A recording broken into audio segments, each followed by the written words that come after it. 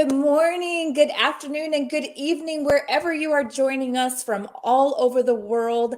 I'm your host, Major JJ Mahoney, retired U.S. Army, and I am so honored to be here with you today for this incredible celebration and book launch of the 51 Powerful P's to Public Speaking, written by none other than Lady Christelle Richardson. Ladies and gentlemen, if you don't know Miss Christelle Richardson, then you are missing out. And I just want to start by letting you know a little bit about this amazing, magnificent woman. She is such a powerhouse in her own right. She is the global ambassador of innovation, the founder of Life Innovation Global. She's a wealth advisor, a TV show host. She's a pastor, a best-selling author several times over. She's a Six Sigma Green Belt, an engineer, and innovation design advisor. She is just incredible in so many capacities and has the world at her fingertips.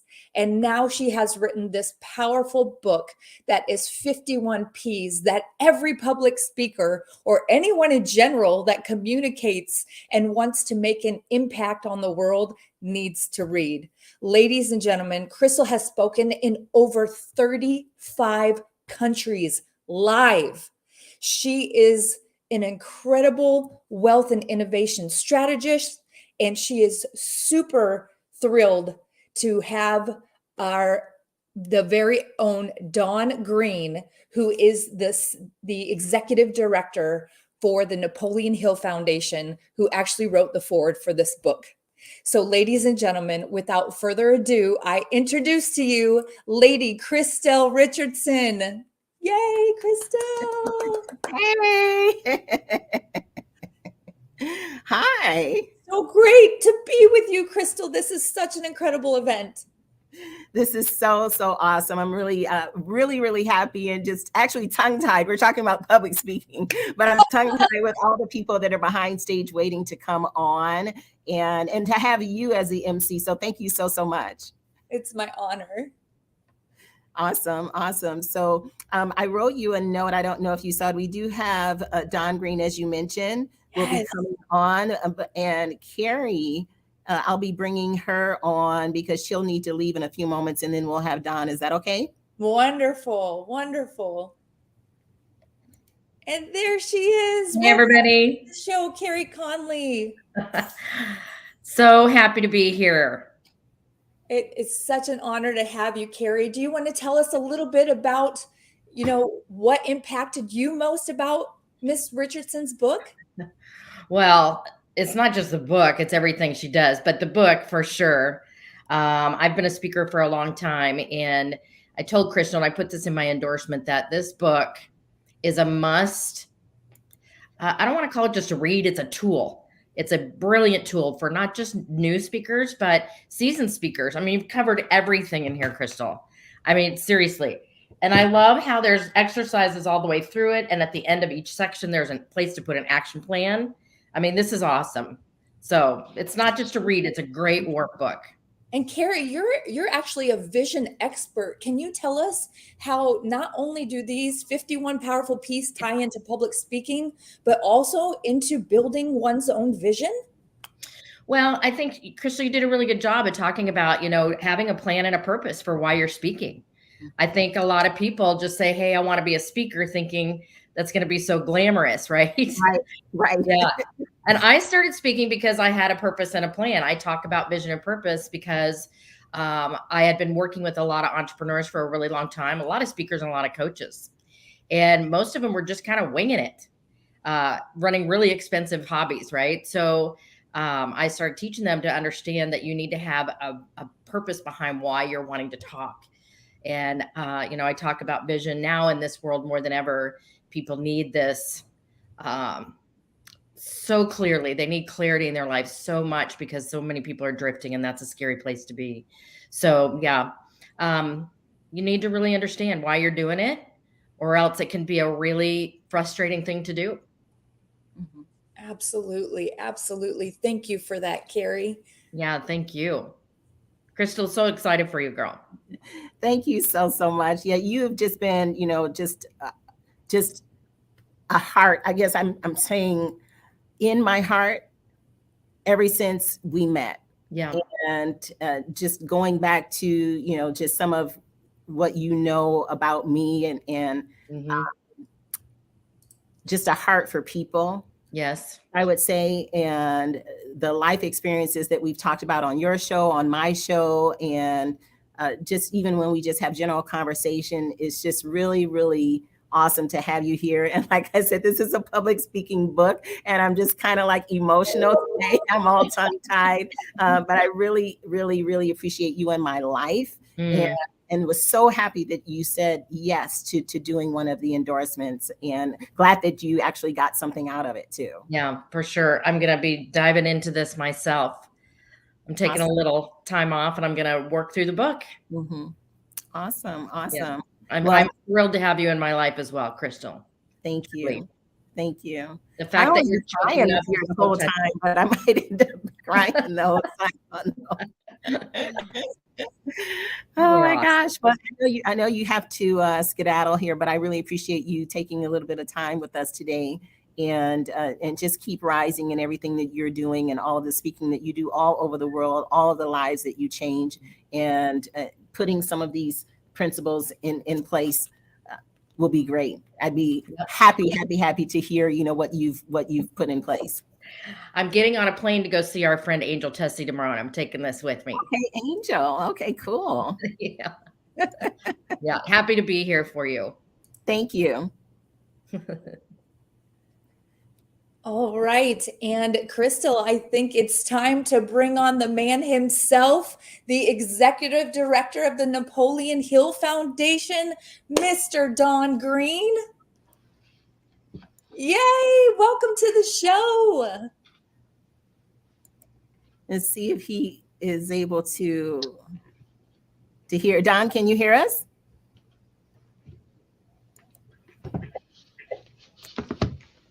Don? Yes. There he is. Oh, finally. My assistant. Okay. My assistant's off today. He always does this for me. His wife, they induced labor on her this morning, and, he's a young daddy. So I said, oh, wow. Off. But he took off. The last time you were on my show, he took off too. I don't know. They just delivered my book 5 minutes ago. Oh, good. Yeah, they FedEx delivered it to me. Just got it. I'll take it home and read it again tonight. It's a pretty book. Don Green, I know Crystal was so honored to have you write the foreword for this book, and you are no stranger to incredible books. Being the executive director of the Napoleon Hill Foundation. Wow, Crystal, I can't think of anyone that I would want to write the foreword more than Don Green himself. Right. You're very kind. You're very kind. We're just stating facts here, Mr. Green. And, Mr. Green is an author himself. He's got Your Millionaire Mindset, Napoleon Hill, my mentor. He also wrote a book with Jim Stovall, The Gift of Giving, and it goes on and on. Don. And his newest book. Yes.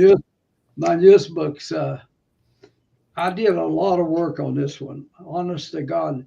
Our friend Lefford Pate, who you all know, I'm sure, he listened to it and got it on an ebook, and he said he's got 2 MBAs, and he told me it's better than a college education. I don't know where it's that good or not, but I put an awful lot of work in on it, and it's going to sell well.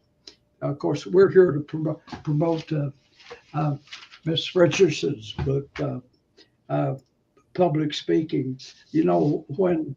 When I took over the foundation, the other guy that was there, he was a business guy, I guess, and he had worked with Napoleon and he worked with W. Clement Stone, but he wasn't a public speaker. He would always say he couldn't even stand up and speak 5 minutes or nothing, which was pitiful.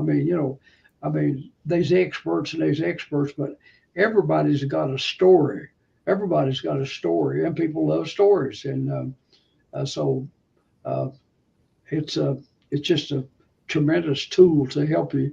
You don't have to be an expert, but to be able to get up and talk 5 minutes or something or other. I think just especially if you're in the business world, I mean, board of directors of bank. I was a bank president 18 years. You have to be able to talk. And there's so many instances that you're called on for a few minutes and whatever. And if you don't develop that, you're just I don't know how many. I got 1,000 stories, but one of them was the Chick-fil-A guy who was a billionaire, and I went to an event of him in Atlanta, and he supported orphanages, and there were two little girls sitting with a family, and I was invited. There's 300 or 400 people, and this little girl was 10 years old probably, and she got up there and spoke, and I remember telling her, and what it was, she had been rescued by Mr.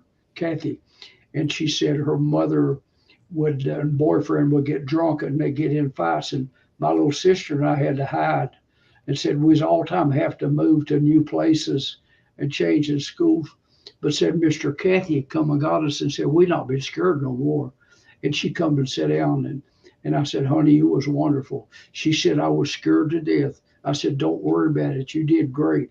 I said, you don't know who Eleanor Roosevelt was, but she fainted on her first speech, and just a wonderful story. But I'll shut up. But I encourage people with this book.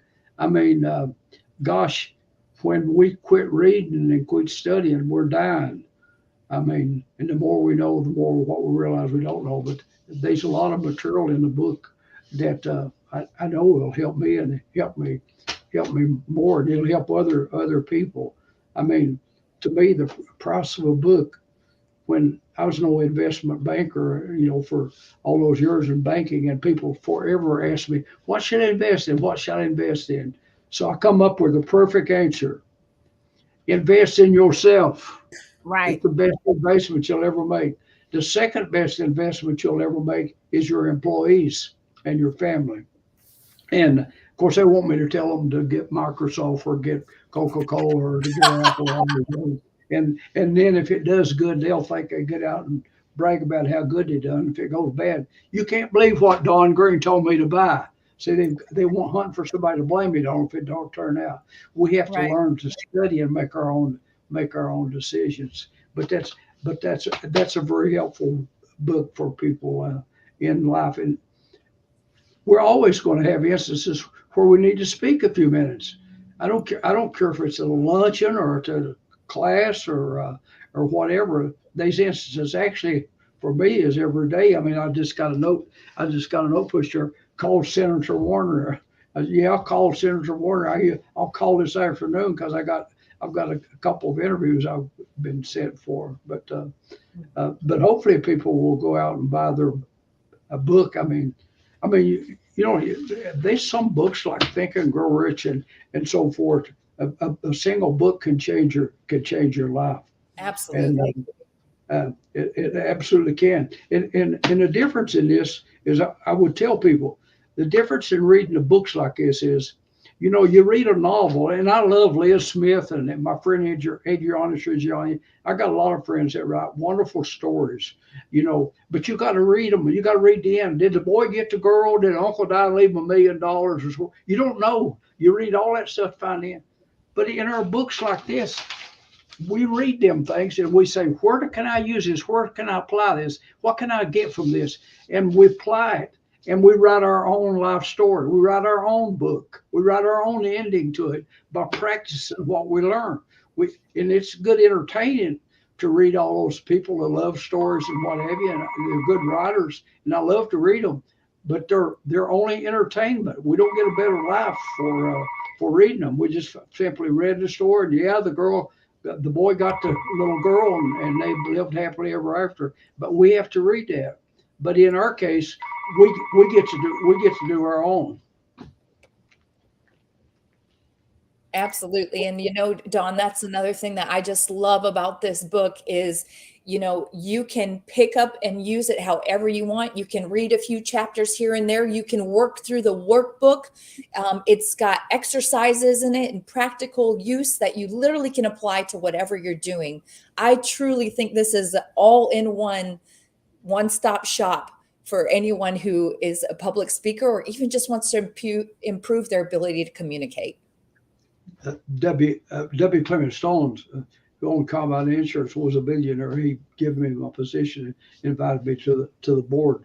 And I remember him saying was, and I've got his book like Power of Will, which by Channing Haddock. It was a bit before his time, and it's the Power of Willpower, about willpower. And he said we should read a book, and he marked his books. I could show, if you ever visit me, I can show you some of his books. He underlined, and he said we should read a sentence. Said, where does this apply to me? How can I use this? And make notes in it. I know my daughter was in college, and I was forevermore sending her books. She wouldn't tell me, but she told her mom, I don't have time to read all them books Daddy keeps sending me. But she said, I read what he's underlined. Took a shortcut, I guess, because I'm notorious for reading a book and marking it. And I got to be real careful not have a pencil nowhere when I check books out of the library and not have some, because I automatically reach for a pencil and start to make notes in the margin or underline something or other and make notes. And I think that's the proper way to read a book. Absolutely. Where can I apply this? How's this going to help me out? And every book we read of any nature like this, we're a better person from reading it. And then someone like the young lady mentioned, why should I read it again? Well, I'll tell you why you should read it again. If you read this book today, or Think and Grow Rich, or Napoleon, or whatever, and you go back and read it next year, no, the material has not changed, not one word. We have changed. Right. We've had different experiences. We have different exposures. We've read other material, and we will look at it in a new light. So that's the reason. When people tell me I read Think and Grow Rich, I got the perfect answer. Why should I read again? Well, did you just read the Bible one time? That's right. Okay. Right. I mean, you go back to it. If it's good material, you go back to it. You're drawn back to it, and you can use it. And no, the material's not changed, but we changed. We're not the same person at age 40 we was at 15. I know when we was kids, we thought our parents were stupid. Probably most of us did. Why didn't they do better? But as we got older, we realized they had wisdom that we could. I had a young lady this morning tell me, she was on a phone call. She said it was a divorce thing, and she said, and to beat it all, my mama told me that guy was no good, and I shouldn't have married him. And I said, yeah, sometimes we need to listen to mama, and maybe we did it a little bit too late, because they can make decisions based on wisdom, where we tend to sometimes maybe make them on emotions, which is can get you in trouble. Absolutely, Dawn. And speaking of reading books and getting value out of them, our next guest that we want to bring on is none other than the actual publisher herself, who made this book possible for Crystal. Welcome, Dawn Bates. Hello, how are you? So great to have you. Thank you. Yes, it's great to be here and celebrate Crystal. Lady Crystal, no doubt. No less. Yes. Well, thank you so much, Dawn. We have Dawn and Dawn. Dawn, you're talking about being notorious, and so you're always sending, like, he sends handwritten notes with the books and magazines and different things that he sends, and so always getting something from him in the mail, and it's just so wonderful to not just have you as a person, that wrote the foreword, but I consider you another person that's close to my heart, because we have some really good conversations, and I always want to just write down every single thing that you say. When it's just a call just about maybe an address or something, he goes into all these different stories, about oatmeal and everything else. And so I just love talking to you, or maybe listening to you. Maybe not a lot of talking. I do some talking, Don, right? Was that Don or Dawn? Dawn. Yeah, it's been a ride for you. I mean, the back and forth messages that you and I have had. And like you say, you're listening to people, and there's been quite a few things that Lani, sorry. Just have to acknowledge Lani there. Love you, lady. But just listening to Don, I mean, he was saying there that, you know, how many times do you read a book like the one that, you know, we've published with you? And, you know, it's not how, I mean, I don't know how many times I've read Think and Grow Rich, you know, and it'll be like there's just one chapter that I just keep going back to. And it's like, okay, I really need to master that one. And then I'll go back to it and I'll go, well, that was really simple. Why did I not get it the first time? And that was a thing that we were really working towards creating with your book, because as we know that not everybody in the world now wants to be on a public stage for business. They want to share their story via a podcast, or they want to apply for a job, or they're giving a closing argument in the court of law, or they're presenting in the school or in university. And that was one of the things that we really did our best to get across with this book, because when things went the way they did a few years ago, everybody soon had a voice, but they didn't know how to use it. Mm-hmm. And I remember, like I said, while we were in the green room, I was in Brazil when we first started on this book, traveled up through Colombia, San Blas, Panama, Costa Rica, and Nicaragua, and then back into England for a visit. And throughout all of that, there was just so much going on. And the things that you've been through, the things that you have, the challenges that you've had, you were not the same person that started this book when I was in Brazil. Before you get into me not being the same person, we want to maybe thank Don, because he said he had some other things he needed to do. So I have to thank Don. Yes. Yeah, we really need to thank you, Mr. Green. Well, thank you. Thank you guys. And I feel like we're friends with Don and the Major and whatever. And I'll close with this. I was married 54 years, like in 6 weeks before my wife passed away. It'll be 8 years on April the 1st. And I miss her dearly. She was a promoter. But I have a card on my table where I eat breakfast in the morning. It's very, very simple. And it says, God, show me someone I can help today. In Jesus' name, amen. I'm not going to leave here today. I'll send a book out or send a note to someone or another. And, personal note, right. And people can't get over it. And I would send them a book. And I remember my mom was, she was in her 90s when she passed away. And she was in Bedfast. And she said, Dawn, someone told me the other day that you'd give away 1,000 books. I said, Mom, I'm sure I've given a lot more than that. She said, you think people read them? I said, I don't know, Mom, but this kid read them, and it made all the difference in the world. It's the reason I'm not crawling around in a coal mine and getting crippled up like my dad did. It just came to me that if I used my mind in the stories I read everything I could get a hold of. We didn't have running water. I never flushed a commode until I was in middle school. I thought everybody had outdoor toilets. We had an outdoor toilet. We had a coal spigot on the outside for drinking water, and we could wash our hands. We had no soap, nothing to dry them with, just cold water.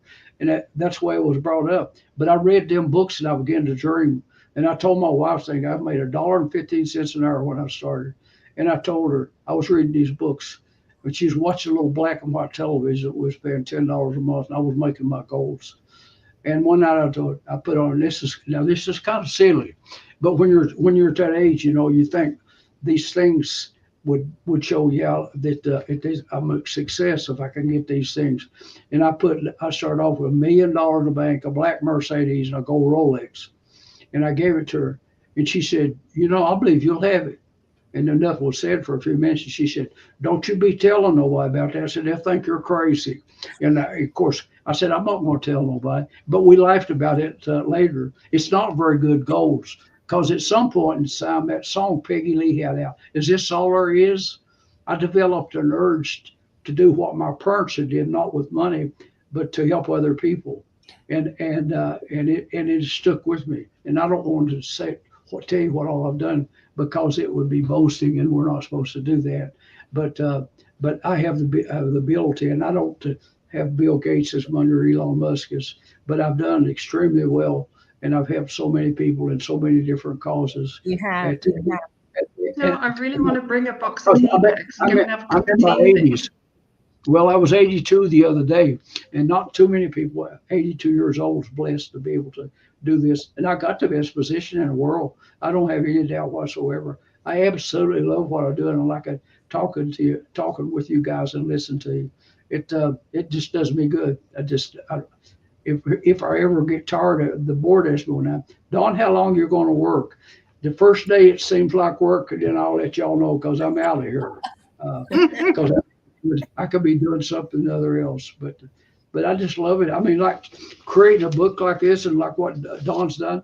I mean, you couldn't give me anything that would tickle me anymore. I mean, I get a book in the mail like that. I can't wait to get home and read that thing again, and to tell people about it, and tell them to go, hey, if you're out, you need to go out there and get this book, because it will help you out, and it's a tremendous investment. And I don't care where I'm in a restaurant for lunch or whatever, I always bring a topic up, and I'll show you this, and I don't know why I hadn't thought of it, but anyway, I know I don't. I took a picture of my book. I made a business card out of it. Oh, nice. Right. One side is the business card, and of course on the other side is my contact information, which you can't see, can't see, and but I'll send. Here's our Thinking Girl. It's a little lapel pin. I mean, if I get a request for something other, I'm going to send you something other, and hopefully it's something other that you'll enjoy. If I get an email, I was just saying, Dawn, I was listening to you or something other like that. You send me the address. I assure you that I will send you something other. It may not be what you want or not, but I'm going to send you something other. Okay. It's so kind. I'll make sure I send you Larry's information, because I love you guys listening to me. I did all the talking, and I know that there's a guy got a book out sold 2 million copies called Extreme Ownership, which I'll be with you in September. I'm going to be speaking to 5,000 people down in Orlando. yeah. But he says, if you want people to listen to you, listen to them. So I need to listen to you guys. Okay. Well, we really appreciate it. You let me know how I can help you. Okay. What'd you say? Let me know how I can help you. Okay, I will. But I was trying to say to you that one of the other times you did say you were going to send something to Larnie, and I don't know if you did or not, but I'll send you her address. She's on right now listening, so I'll make sure I send it to you. You do? I'll get in touch. Okay. Okay, I know you will. Love you guys. Thank All you right, so love much, you. Dawn. We love you. And please send our congratulations to your assistants. What a blessing to bring a child into the world. Thank you so much, Dawn. Thank very you, welcome. Don. Let me know when I can help. All right, you take care. I will. Thank you. All right. Awesome. Horrible. Yeah, I wanted to make sure, because he said he had to leave and his assistant wasn't with him. So he was trying to do it himself and he couldn't hear when he got on. And so I wanted to make sure he had his last comments. I apologize for interrupting. Not at all, not at all. And this is the thing, isn't it? It's like he said, everyone has stories. Everybody loves stories. Everybody's got a story to tell. And I so know that, if there was a kettle and some tea bags, I would sit and listen to that man all day long. Yes. Dawn, this book is absolutely incredible, and we're absolutely going to cover the amazing things in it. But I want just for a moment to talk about Lady Crystal Richardson, because you have worked with so many authors, and there is just something so magical about this woman. Tell us from your perspective what it has been like working with Lady Crystal Richardson. Oh, it's been a ride and a half. We've both been through so much on this journey. And I mean, like I said, I mean, the countries that I've traveled through and the things that I've been researching for my own book and my PhD, the things that Crystal has been doing, and the support and the love and the space that she's been holding for everybody else throughout the events of the last 2 or 3 years. And I think this is the thing. It doesn't matter what image or persona we have for everybody else. When I get to work with people like Crystal or with Lani, who's on the show today, because I also helped Lani write her and publish her book, we can have these public personas, but it's the person behind it, and it's their resilience and their relentless passion for being of service. And you're not crying already, are you? Honestly, the amount of tears that me and Crystal have shared together, we could have kept Kleenex in business for a whole decade. And it's that heart. It is that love that she just kept. I mean, I even joked with her the other day when she said, "Oh, it'll be early," and I was like, "Is that a Crystal early or is that a normal person's early?" Right. Because obviously we're on different time zones, and I've been in many time zones since working with Crystal. But it's the fact that she constantly shows up and she never allows anything to stop her, and there have been times when emails have been misunderstood, Yes. an American lady with a British lady, and, and my long-winded, writery emails and Crystal's very short to the point emails. I'm like, oh, yeah, what? Stop to that. And then she's like, "Dawn, stop with the essays." But and this is the thing. I remember traveling through Brazil on a bus, and it was a very long bus ride, and I'm there with my laptop. I've received the manuscript from Crystal, and I'm just there going through it, and I'm going, yes, oh, idea. How about this, Crystal? And then I'm making all these side notes, and people on the bus are looking at me, and then there was, and the excitement I got. I mean, I've been a public speaker for many years as well, and some of the things, and when you get to share ideas and say, well, how about this? What do you think to this idea? Shall we develop it in this way? And the openness that Crystal has to learning and listening and being challenged, because I'm not easy to work with, am I, Crystal? Bit of a sledgehammer at times, but she knew that it was all coming from love, and she knew that it was all coming for the greatness of the book, and for the vision that Carey spoke about, and for the purpose of giving people a voice. Now, I'm somebody, it's always, I want to give a voice to the voiceless, or give an amplified voice to those who already have a voice. So to work with somebody like Crystal, who comes to me with this idea of, I want to do this book, Dawn, I'm like, oh, that's not a normal kind of book that I would do, but I'm up for it, because it is about giving people a voice, which is human rights. That's what's going to help create social change. And as you've seen and you've heard and you've read, this book is a powerful tool for everybody who chooses to read it, not just once or twice, but constantly having it as that tool on their desk, on their bookshelf, in their bag, everywhere they're going, preparing for exams, preparing for job interviews, preparing for closing arguments, preparing for stages and podcasts, and whatever it is that they want to speak about. This is a book that I am honored to have put my fire on her spine, as I call it. Absolutely delighted and honored. So thank you, Crystal, for the opportunity to work with you, my darling. Well, thank you.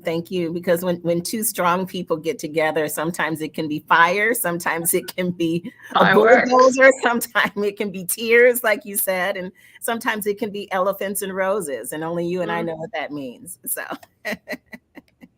And, Dawn, I love what you said about giving people a voice, allowing them to use their voice in this world. And speaking of giving people an opportunity to use their voice, our next guest that we want to bring on, Mr. Christoph Wyman, he is actually an international speaker himself. He's a speaker, empowerment coach. He also is the creator and producer of the Ultimate Speaker Competition, and he has worked with dozens, probably hundreds of speakers. So Christoph, welcome to the show. We can't wait to hear your thoughts on this amazing book. Woohoo! Woo-hoo-hoo-hoo-hoo. Hold on, I'm gonna do this. Can you hear that? This is my gratitude bell, and gratitude is one of the highest vibrations. This bell, you can see it reads, "Be ring the gratitude." So I'm ringing that for you, Crystal, Lady Crystal Richardson. What an honor to be here today. Thank you, Jennifer Mahoney, retired Army Major. Dawn, congratulations on this magnificent work. I haven't marked it yet, but I already have some sticky notes in there marking places. That's what I like to see. But it will be marked. It will definitely be marked, just like Don. I am very much like Don in that regard. Something that is really, I mean, the book is amazing. It is so amazing. And I echo what everybody is saying. This is, you've written it in such a way that one can read it straight through, or one can just, I know it's meant to be in order, but I think you can also just open it up and get some great value anywhere you happen to, you have 5 minutes, pick up this book. And first of all, 51 P's. I've been a speaker for a long time and a coach. Never knew there were 51 P's. You gave us a P for every week of the year with 1 week to take a break. So you've got 1 P for every, if you want to do it like that.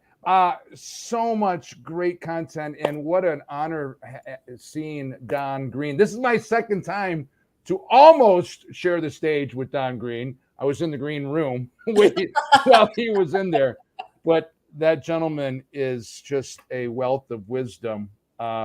What do you want me to say? I don't want to just do a monologue here. But, well, Christoph, I'd love to ask you some questions, because you have seen so many speakers come across your competitions. And, one thing that I really love that you commented on your endorsement is you talked about how she covered pitch and patterns. What did you love most about that? There are so many speakers out there. I mean, there's thousands of speakers. Thousands and thousands of speakers, and yet there's still tons of opportunity. And speaking is an art. It's a craft. It's a skill. It is a learnable skill. And it is so much more than standing on stage, and anywhere this is a stage, and throwing words at an audience. It's not just opening your mouth and speaking to somebody's ears. There's so much more involved. And when she talks about just the voice alone, a lot of times speakers speak with one note, one pitch, one pace, one rhythm, one volume. There's no inflection. There's no change. They don't, there's so much that we can do with just our voice alone, talking quietly so that people have to listen, pay attention. Inflection. Using emphasis, and anybody who knows me also, it's all about energy. It's all energy. We're all connected, and it all comes back to you. If so many speakers have wonderful messages, heartfelt, deep messages. It is important, I believe, to read books like this, to find a speaker coach, to get out there and practice. And it's like any other discipline. It takes time, effort, focus, attention, and practice does not make perfect. Those are 2 more P's. I don't know if those are in the book, but practice makes permanent. So if we are doing things and having bad habits, we're only going to create muscle memory of doing the same things wrong over and over again. And it's also, I love the fact she talks about, it's not about perfection. It's not about perfection. It's about having a standard of excellence. What's amazing is we live in a day where the barrier to entry is almost zero. What does it take to become a speaker? You want to be a speaker? Go be a speaker. You don't have to. You are not required to have a journalism broadcast degree. You don't have to have a communication. You don't have to have a certification, a degree, anything. However, even though the barrier to entry is low, I say we need to raise the standards so that we are people of excellence. And because it's not for us, our messages are for our audience. So wouldn't you love to be even more engaging and more impactful so that when you are on stage, you know that it is landing with people and it's not just words that are falling to the ground, if that makes sense. Absolutely, Christoph. And we'd love for you to stay on the line with us, but I do want to bring up a wonderful guest, the Reverend Dr. Sharon Anderson, who is a civility ambassador, attorney, professor, CEO of KCG Consulting Services. Oh, Dr. Sharon Anderson, it is so great to have you here with us. Welcome. Hello, hello, and thank you for having me. And Crystal, congratulations. Woo, woo, woo, woo, woo. So excited, so excited. And I have to say, I was incredibly honored that you asked me to write one of the forwards for your book. So thank you so much for having me today. Wonderful to meet you, Major and Don and everyone. Christoph, it's been a tremendous pleasure to be here with all of you. And Dr. Sharon Anderson, you've actually taught trial advocacy for many years. How do you see all the aspects and wonderful content of this book helping lawyers? Oh my God, when I read the book, I was so thankful that this book has been written, as we say in the Bible, for such a time as this, because in teaching trial advocacy, it's so very, very important, as Christoph was saying, to really understand the value of public speaking. And it includes more than just what you're saying, but how you're saying it. So when I teach trial advocacy, it's very important for the students to learn that the jury, the fact finder, whether it's the judge or the jury, is looking at everything and listening to everything. So it includes tonation. It includes where you stand in the courtroom. It includes how you express yourself. Do you use your hands? Don't you use your hands? All of those things are important to know to be a successful advocate. I always laugh because one of my students, if I called her name, you would know her. She's two of them actually are very, very well-known attorneys, but they used to sit at the counsel table like this, and they were just, they were kids. And so they didn't see the value of even posture, because what does that say to you and to the people that are listening to you if you're sitting next to your client, like this? And then the other funny story that I can tell just about public speaking and why this book is so important, when criminal defense is my background. So they used to read their opening statements. I was just at Harvard in January and teaching them about opening statements. I said, well, if you read it, they can't engage with you. Right. So imagine this, everyone that's watching. If I represented someone with a crime and I said, so-and-so is not guilty. If I have to read that they're not guilty, if it's not coming from my heart, my mind, my passion, then they're not going to get it and they're not going to do what I want them to do. Right. So this book, I said in my foreword, was groundbreaking. It was revelatory. As everyone that has gone before me said, it's for the new speaker. It's for the old speaker, for the seasoned speaker. It is for anyone who wants to be effective in public speaking and in any field in the marketplace, whether it's law, whether it's a preacher. I'm a preacher and I teach preachers as well. So whether it's a preacher, whether it's someone who does what Christoph does, it doesn't matter where you work and what you do. This book is effective. And I'll say this lastly, if there's any other questions, I'm more than happy to answer them. But one of the biggest tips that I thought was valuable, and it is what I teach, is the power of mimicking. And I remember when I was a young lawyer, I went to Georgetown Law School and I was in the Georgetown Criminal Justice Clinic, which is a experiential clinic where you actually get to represent people charged with crimes as a student under the supervision of an attorney.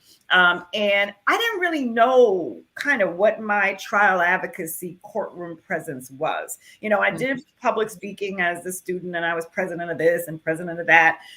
So even as a high school student, middle school student, I was learning about public speaking. But that whole trial advocacy flow, I didn't know who I wanted to be, right? I wasn't sure about what that identity was. So I mimicked.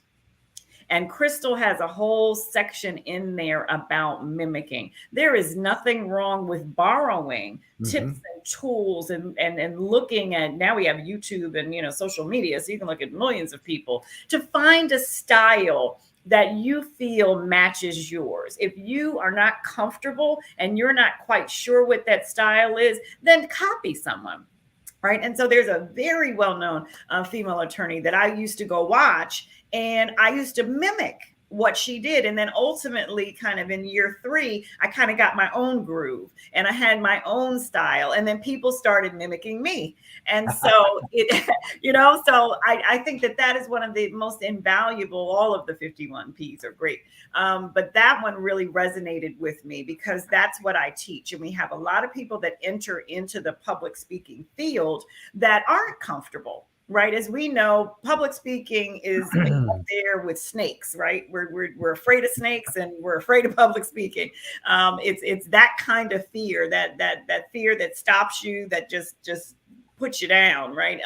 And so when you don't know what to do or how to do it, having a tool like Crystal's 51 Ps is incredible because it gives you and walks you through what you need to do, what you can do, how it can help you if you've never been in front of an audience before. And certainly, again, as I said, if you've been in front of an audience for 20, 30 years like I have, I still find all of those tips that you've given invaluable. And I'm going to read and reread. And like Dawn said, underline and highlight. And I'm going to use it with my students. Awesome. So thank you for giving us this jewel, this gift. It's priceless. Absolutely. Wow.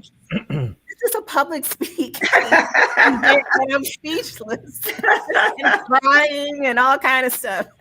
Well, thank you, Sharon. You have always been, so eloquent in all of the different meetings that we've been in, which is a global communications committee or movement, that we're a part of. So it's all about communication. Absolutely. And so, we do get into these discussions from time to time, and it's very, very important to make sure that you're listening to the other person and then taking that into account. And so in public speaking, there's all different types of public speaking. Absolutely. So you hit on a number of those, which is very, very, I'm very, very thankful, that you did, because this goes across all areas, actionable tips for all areas. So thank you. Absolutely. Thank you. And I would add this one thing that you just said, listening is key. I just recently wrote a book, it's a year now, Emotional Civility, the New Standard for Global Success. And how we as leaders in the marketplace don't always necessarily use our emotions wisely, and that impacts our ability to be civil and communicate. And listening is a thing for me. I know that, right? Because I am a public speaker and I am, attorney, kind of aggressive, and defense attorney, can be defensive. I know that about myself. And that's why I wrote that book, because I know that in difficult conversations, I can tend to talk over people. I can kind of jump in because I want to get my point across. And that's that, public defender coming out. And so, again, seasoned public speaker, seasoned communicator, author in her own right, still found these jewels in the 51 Ps, great jewels and tidbits to remind me that these are some things that I need to practice so that I can be more effective. So I thank you for that. I bet you that's why you told me, Crystal, to read it. So that our next meeting. But thank you. And thank you for having me today. Thank you. Dr. Sharon Anderson, we know that you've got a busy schedule ahead of you. So thank you so much for taking time to join us and celebrating Lady Crystal Richardson in this powerful book. Absolutely. Have a great rest of the show. It was a pleasure meeting all of you, and I'll see you soon. Thank you so much. Thank you. Christoph, what do you think about that? You know, you actually are someone who judges people speaking for a living, but I love what Dr. Sharon Anderson said about, you know, this is a book for lawyers. This is a book for pastors. This is a book for students. What are your thoughts on that? Business owners, CEOs, executives, absolutely. What I also, if I will. It's not only the book that we are celebrating today, but it's you, Crystal, yes. Lady Crystal. And I am so grateful, as you mentioned, I was going to say Dr. Mahoney. That probably is coming soon. Who knows? JJ Mahoney.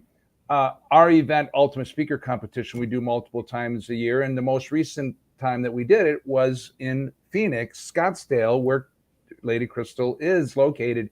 And she has such a giving heart. I echo what Dawn was saying earlier. She is such a servant heart. She just recently returned from her trip to the UK, into Kenya, and I think multiple countries, bringing her message and serving. But she just blessed us for our event. She came in as a sponsor. She connected us with an amazing videographer. She brought her husband on to do AV for.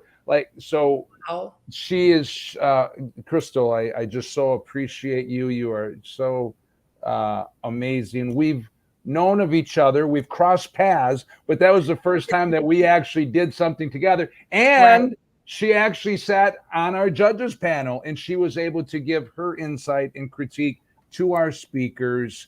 And I just so love you and what you do and how you show up in the world.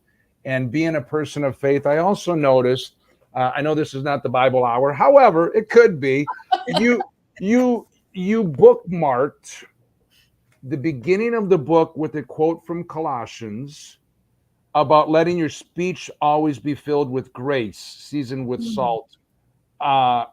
Amazing. And then it ends with a quote from Ephesians. And it talks about having, I'm not going to read the whole quote, but it talks about having the utterance so that I may speak boldly. And this book is a book of empowerment. If you have a message, and everybody listening has a message, you pick up this book and spend time with it, and even reach out to Lady Crystal, because I'm sure that there's ways that she can support and work with you to help empower you to take your speaking to another level. And she speaks internationally. She didn't tell me I could say this, but I think if you have a global vision, then this is the person that you want to connect with if you want to get your message out there on an international platform. Right. And I just respect what you are doing. It is also what you did really amazing. This book is less than 200 pages. So it's pretty small for 51 points. That does not mean that there's not a lot of time and effort and energy and heart and research. I know what it takes. Many of us here are authors, and to write a book alone is no small feat, but to create a book that has bite-sized little pieces, and yet it is so in depth, is remarkable. And also thank you for inviting me and giving me the opportunity to write my little endorsement as well.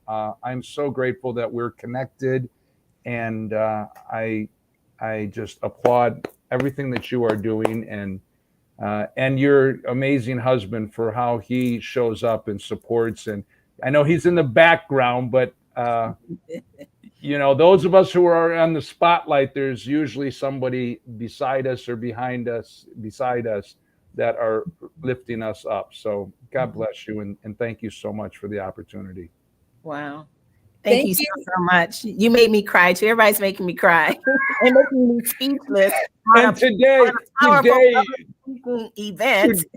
you have the right to be speechless, to be tongue-tied, to just be there to receive. So you've done the work, and it's your hour right now. Hey, everybody, go to Amazon right now and purchase your copy of 51 Powerful P's of Public Speaking by Lady Crystal Richardson. You will be blown away and blessed by this book. It is me plugging it. No, go and get yourself a copy. You will be thankful, and your future self will thank you. Yes. Cheers, cheers everybody. Thank you, Christoph. And let's watch this now.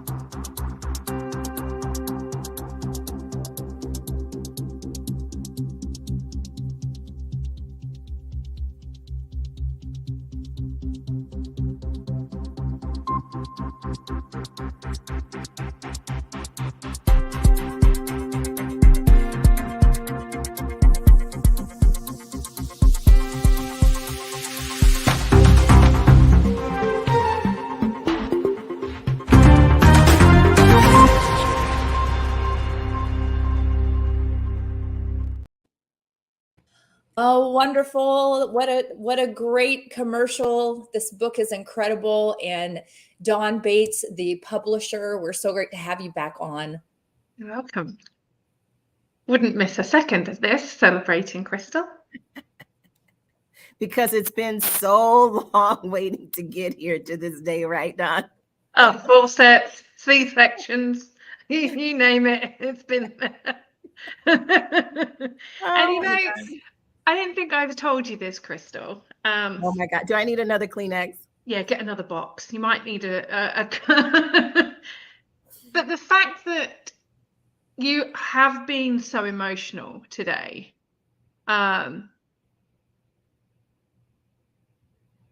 everything that you have put into every email I've received from you at God knows what hours of the day, this is a commitment of service that you have for other people. And the fact that we've seen so many tears from you today just goes to show how much heart you have. And Christoph mentioned about the quotes from the Bible that you've used. And a lot of people, they don't really like to mix religion and business, or religion and what have you. And now that there are so many out there, but you've done it with such grace. You've done it with such respect for people. And that really takes a lot of awareness and insight into who people are. And the fact that this is an international book, it's not just a book for corporate America. I mean, we've seen teachers in that short advert there. The gift that this is going to be for teachers or people that are going into a teaching career, when they have to deal with children. I mean, they always say never work with with animals and children, because they kind of tell you kind of how it is. Not quite sure which one I fit into on that one.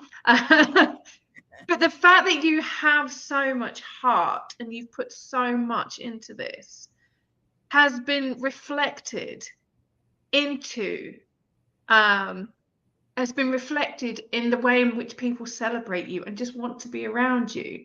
And yes, it has been challenging, but you know what? I'd actually do it all over again, believe it or not. Because we've both grown so much. Right. Right. And I really honor you. And I cannot wait to get to the States to give you a hug in person, because you've just been to England and we didn't meet because of schedules and I was moving. We both are. And I think that's the thing, like you said, when you've got two powerful women, very strong women with very firm ideas about things, but that's still very open to what's possible.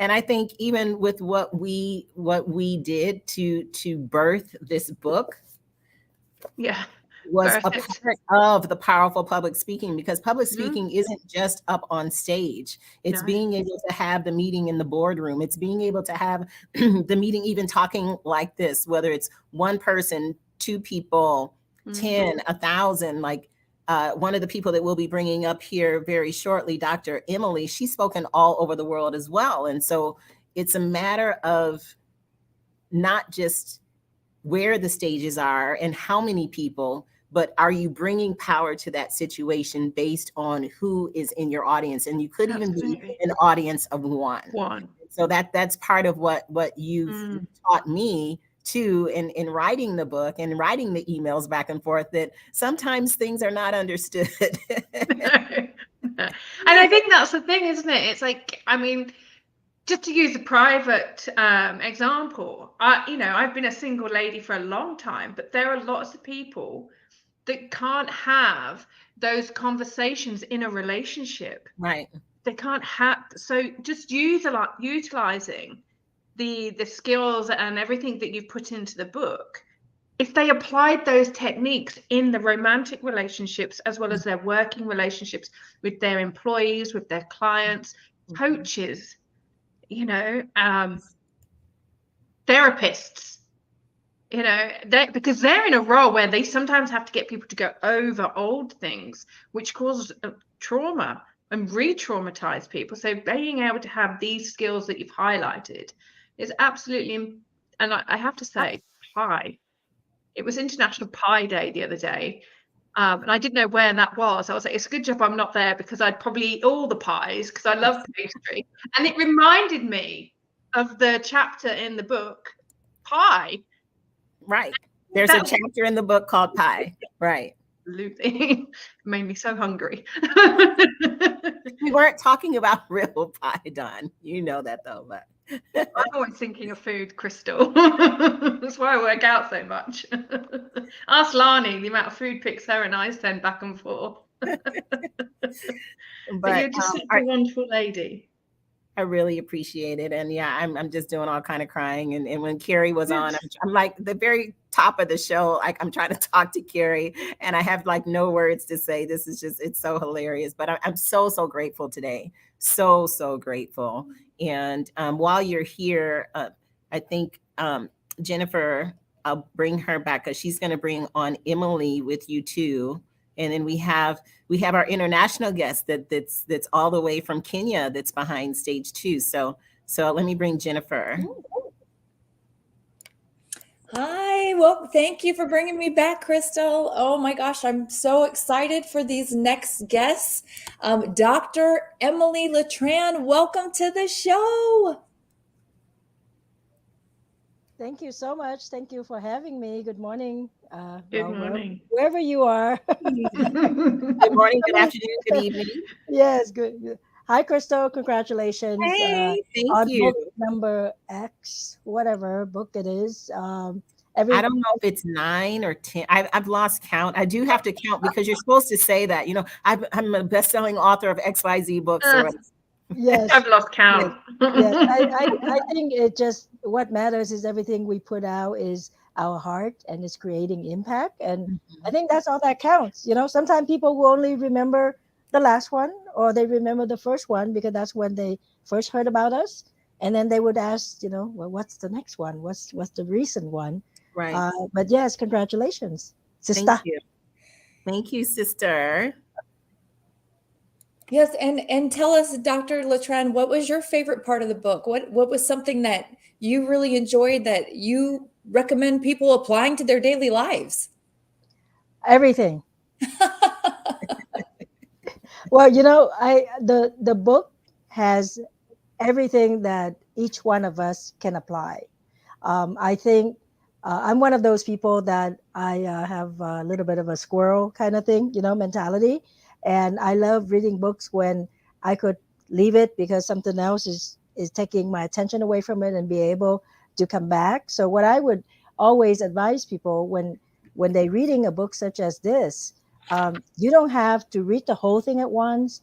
You don't have to do everything at once. All I need you to do is just pick one thing today, and that's the thing that you're gonna apply, and just do it well. And if you don't quite understand it, just message Crystal. Say, what do you mean by this? we co-author a book, one of the book together, and it was funny. I told everybody 1,500 words, right? And here comes Crystal with.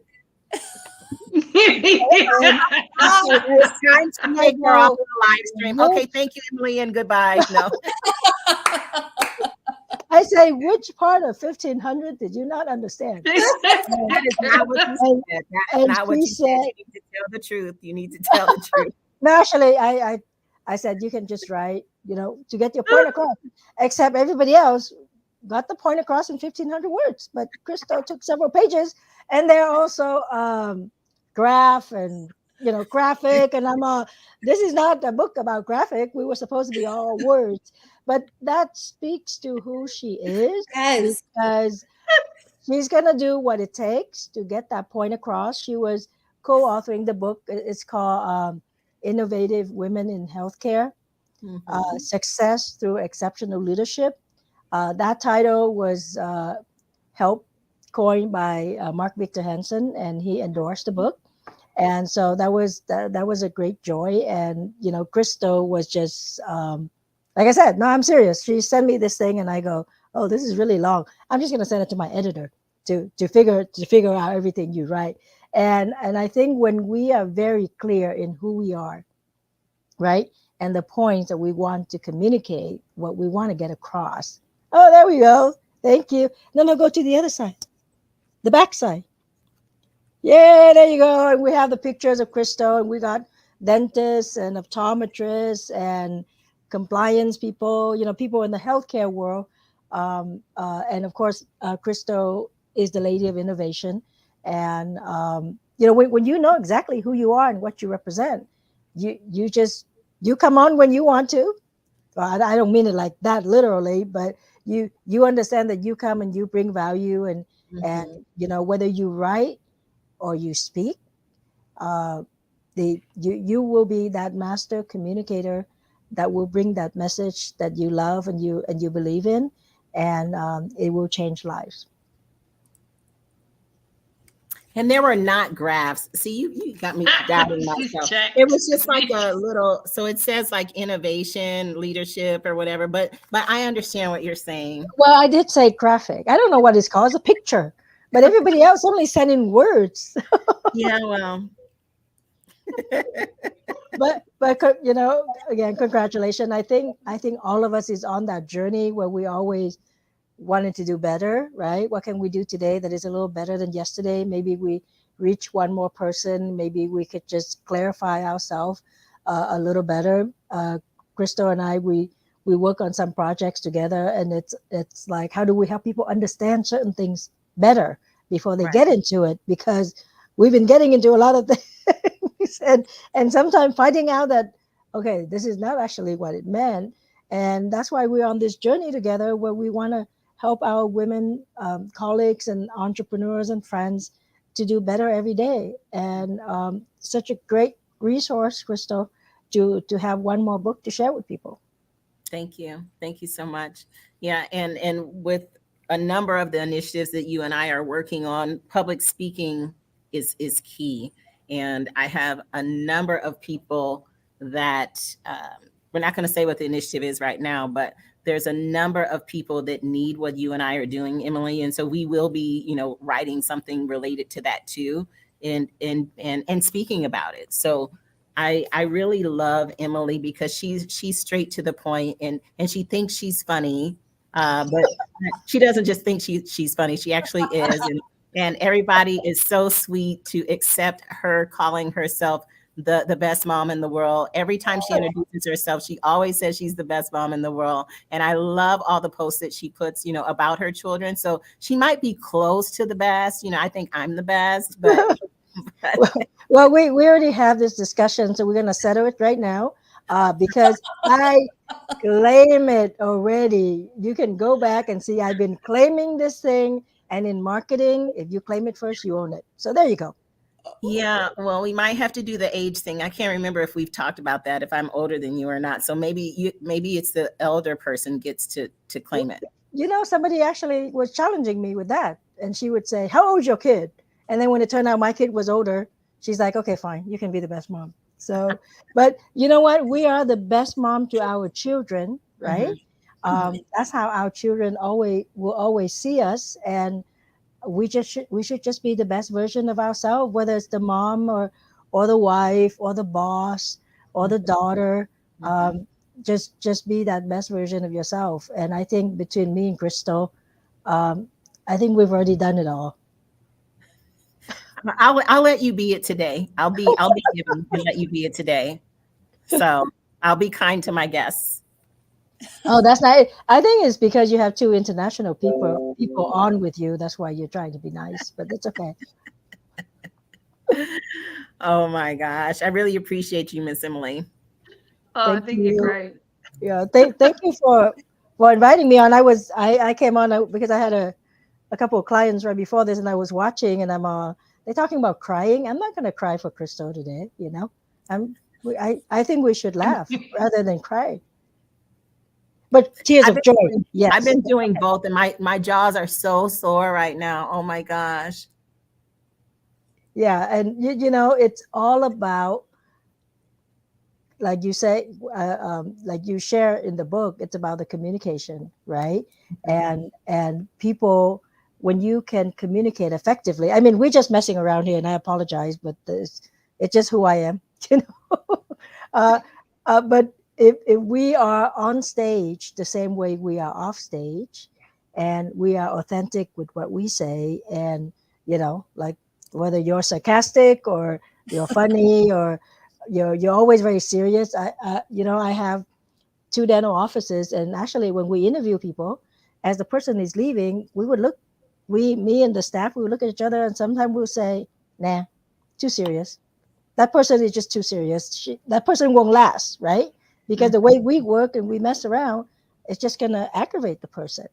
And it's important to know who we are and how, you know, the environment we create and who we attract. That's the power of communication. And I'm glad that Crystal crystallized it in the book so people can read it and be a better communicator beyond speaking. Awesome. I'd like to just jump in here, Dr. Emily, because you've just everything. I mean, I think you've got a brilliant sense of humor, and you know, it's and And this is something that, whilst working on the book, Crystal and I did laugh a lot, and lots of talk of elephants as well. Have to drop that in. But going back to something that Carey said about vision and the number of books that Crystal has written and co-authored, and yourself, everything ties in together. It's all about this innovation. It's all about being of service. It's all about this positive impact. And I think that's a thing, like, that comes across really quite strongly in the book. When you work through each one, they layer over one another. They're not just standalone points. They are things that are actually building on one another so that you can get a very clear vision, and you can be that person that you are on or off screen, on or off social media. And one of the things that I mean, lots of people have said to me, oh my God, when I read your books, I actually hear you like giggling or waving your arms around, or I see you wiggling as you're dancing. And that's the thing, when Crystal speaks in this book, you hear her voice. And that's so important. And using those quotes from the Bible, as I mentioned in the break, it actually represents who Crystal is without it being too overbearing for people who do not have faith or have a different faith. And I think that the fact that she did it with such class and respect and integrity to herself, honoring herself whilst respecting others, I think it goes a very long way to showing how powerful a lady this elephant-loving, sarcastic mother of all time for today only. Get your coupons here, ladies and gentlemen. Well, Dawn, you're in the UK? Yes, at the moment. I call it Britain for political reasons, but that's a different show.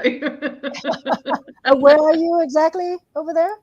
I'm in a place that when you read it, it says like reading. So I'm just currently in a place called Reading, supporting some friends at the moment. So. Oh, okay. No, I mean where you live, because I'm going. I don't live anywhere. I'm a nomad. I keep traveling. Oh, you're a nomad. Okay. That's why I've been in goodness knows how many countries since I've met Crystal. No, but I mean, I'll be going over there to Wales to speak. So I would love to meet you if you were over there. But anyway, in Wales, let me know. Yeah. So we were talking about Crystal, and you touch on the part religion, and I think it's very important to show the world who you are, right? And Absolutely. So because some people would say, okay, well, my belief or my religion, I'm just gonna park it over here because it may not go with everybody else.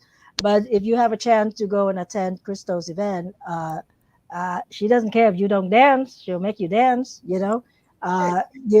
When you pray, you can pray to whoever you want to pray to, but what's important is faith, right?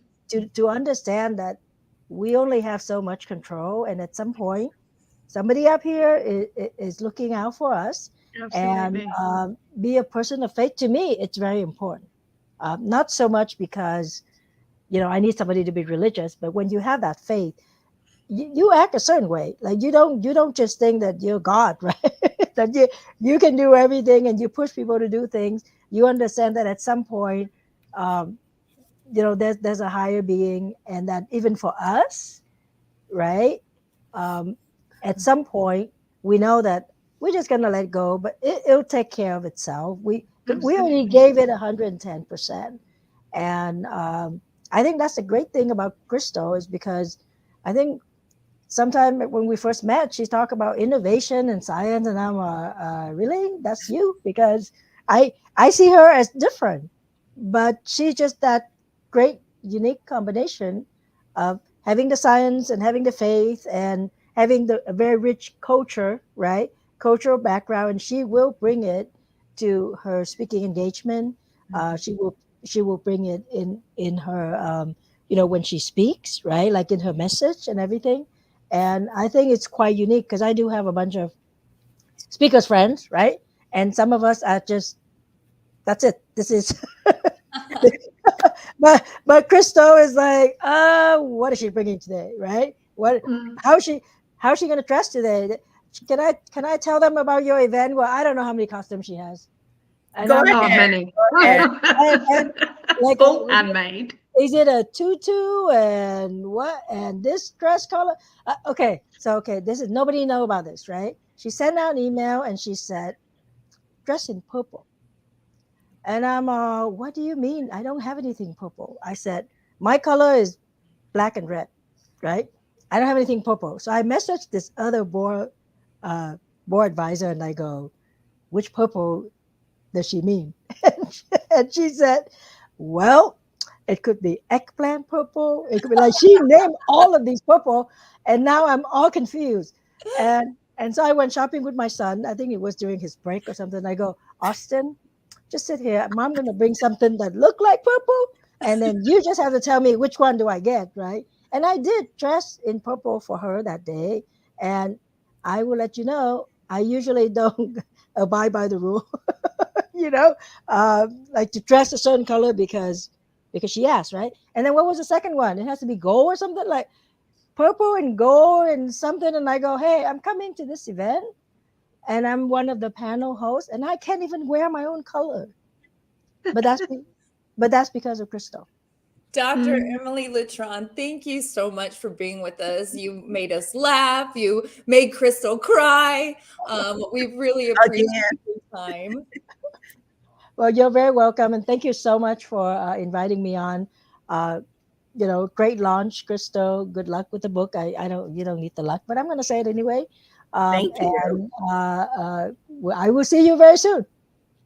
Thank you so Lovely much. to meet you. Thank you. Wonderful. Now let's watch this about Crystal speaking on Amazon Prime, the show Speak Up Season 2.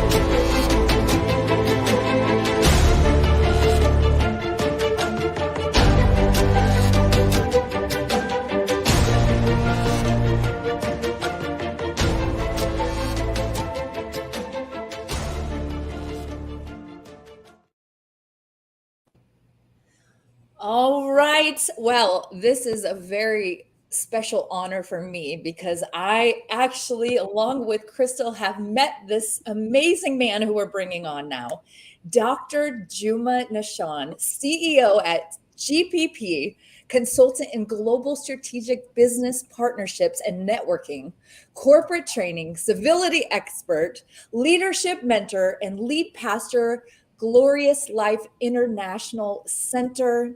Tunafurahi ukuhapa, Dr. Juma. My goodness, Jennifer. Did you say he was from Kenya or anything? Oh, yeah, from Kenya. If my Swahili didn't give it away. Thank you, Crystal. I'm just so excited. I love Dr. Juma. From Kenya. Wow. Jennifer, you just make me, I lose words. Congratulations for speaking my language. Asante sana. Look at you now. Look at Karibu. Okay, Now- fine. We're both All right. Well, thank you so much, Jennifer. Thank you so much, Lady Crystal, Dr. Crystal. Thank you so much. And my dear very own, I think this is my first time to meet Dawn. Yes. Pleasure to meet you. It's a huge honor to be invited in this very platform. I'm excited to meet two people that I have met, and sincerely, they are amazing, so gracious. And here I am. Thank you for the courtesy of inviting me here. I feel so honored even to meet new people. Congratulations. Let me begin there. Thank you. Thank you so much, brother. Thank you so much. Oh, I feel like crying. I'm overwhelmed. Jennifer has just made me, she's speaking our language. Kiswahili is our national language. I'm just wondering those few days that she was here in Kenya, how comes she was able to, to know such a kind of, words that are deep. Tunafurahi means we are so excited. We are so happy. And, asante sana means thank you so much. I couldn't imagine that such a short period you could go with our language in the US. Dr. Juma, this is me modeling one of my mentors, which is Crystal. I mean, everything she does, she puts her whole heart into it. And I just want to take a second to brag on her as well, to give you a little bit more an insight into who this woman is. I just moved. This isn't about me, but I want to paint the picture for you to understand. I just moved to a new city. I just retired, which is a huge challenge for understanding my identity and what I'm shifting into now. I'm getting a divorce, so many different things I'm struggling with.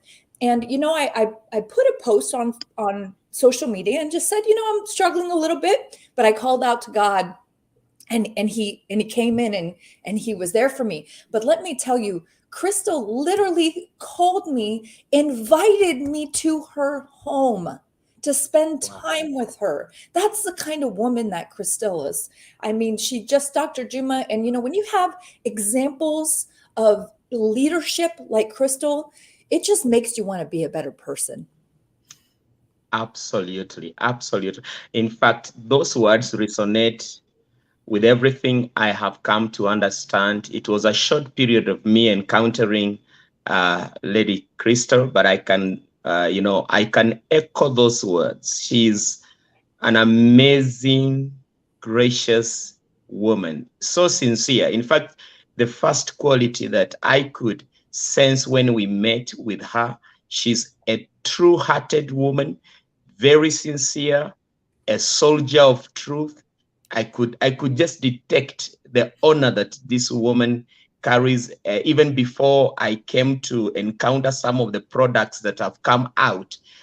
When His Royal Highness Dr. Rivers called me and told me that Lady Crystal is coming in Kenya, I was so humbled because His Royal Highness is our senior mentor, and therefore he knew the kind of person that is coming to my motherland. So I was excited, and I didn't know, I've never met her.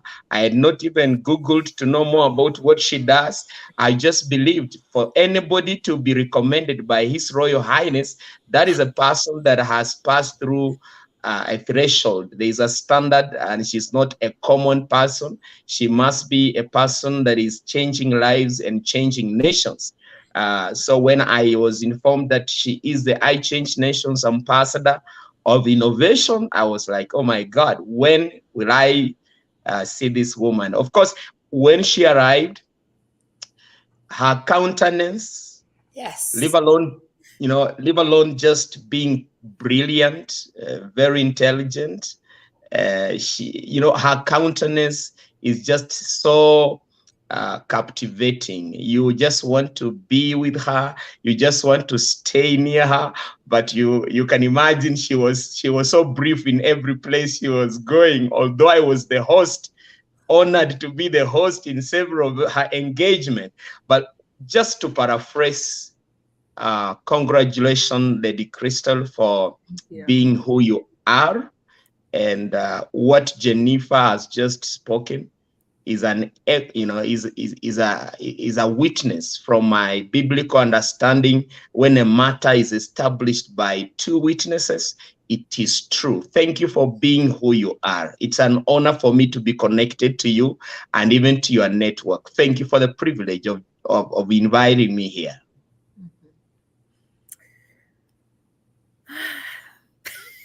I'm gonna give Lady Crystal a moment. I can tell, she's a little overwhelmed.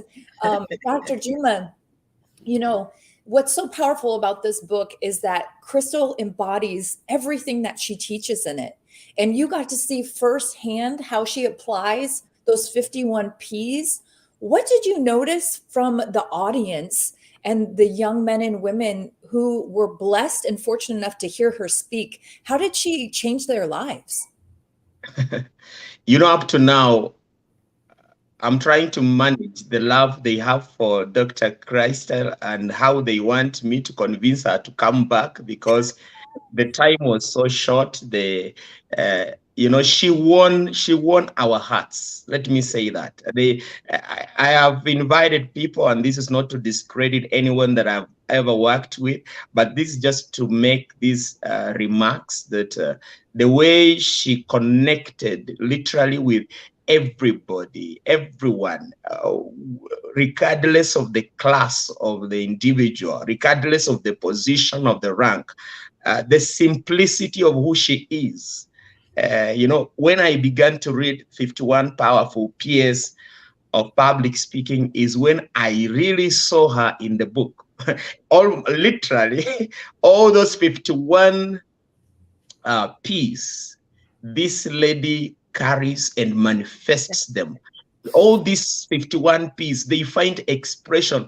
I could move with her in this particular place, location, in the university. I see several P's. I had not read about the book, but now when I began to read about the book, I realized that she was manifesting almost everything. Every quality that she has spoken in this particular book was finding expression almost in all the congregations we were, or the audience we were speaking to. So I can just say we can't wait. The impact was awesomely awesome.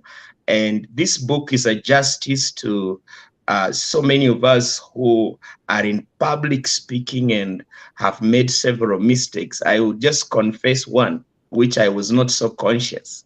I hope it's not, okay, fine. Sometimes we have to be more genuine. However embarrassing it may be, it has healed me, because Wow. I was never a speaker that was so conscious about the last P, which has to do with protection. Oh. Mhm. Yes, I wasn't so conscious about it, and I wasn't so keen on some of the things that I could share as illustrations. When I read that particular aspect, I was like, God, forgive me, because, it's not right to disclose certain information, whether you are using it as an illustration without a person's permission. And Dr. Crystal speaks powerfully there and say you have to treat other people's privacy as you would also like yours to be treated. And I found, it reminded me, as a civility expert, we have what you call the golden rule, which is the royal law in the Bible. Do unto others what you would want them to do to you. So there are certain information which are confidential. And as public speakers, sometimes the exposure we have with people, they share a lot of information, and some which are very sensitively private. And you realize that the liberty for us just to have a audience shouldn't give us the confidence to use their private information as we want. And I think I was sharpened in my aspect of looking at things. And what am I trying to say? Dr. Crystal, thank you so much. There are two things. When I received this book, I have it here. I had several events that were ahead of me. So I knew very well that I do not have the luxury of time to enjoy everything in this book, and I need concentration. So what I did is I scanned through several things. I scanned through them. I gave it to my wife, who has really uploaded the book. I wish she was here to just tell you how she feels. But I got two things. I don't know whether I am allowed to speak another one. The first one was protection. Can I say another one? Yes. Please, we're all hanging here like I know, right? Yes, another one that really, moved me. and actually she spoke. It's about passion, and she says passion is king. When I read that word, I was like, hey, yes, you're talking the right thing. I'm a very passionate person in whatever I do. And, I said, I want to know, what is she speaking about passion? And let me tell you, so many people deliver messages out of accumulated information that they have collected from various books and various resources. But all that information does not change a person. If at all, it does not have the ingredient of the energy that has to follow it. And it dawned to me that my sister, and I saw her passion, regardless of which group, she could go to small children, and the way she, as a speaker, the passion and the energy that she was exuding to the children, to the young teenagers, is equally the same energy she was exuding to the leaders who, in the leadership summit. And I sat down and just in admiration, I was like, God, so we are differently gifted. And what I am seeing, the energy brought impact. Passion is king to all of us, that are into speaking. You can never, yes, you are highly knowledgeable, you are brilliant, you have collected all the information, you seem to be very well informed, but your information, if it doesn't come out with passion, which Lady Crystal actually quoted Napoleon Hill, who talks about a burning desire. Your heart must be in the words you are speaking. Now, for me, that was a powerful delivery. It has changed my way of delivery, that I should not really bring down my energy when I find that I have got into a meeting and only 2 people or 5 people have shown up.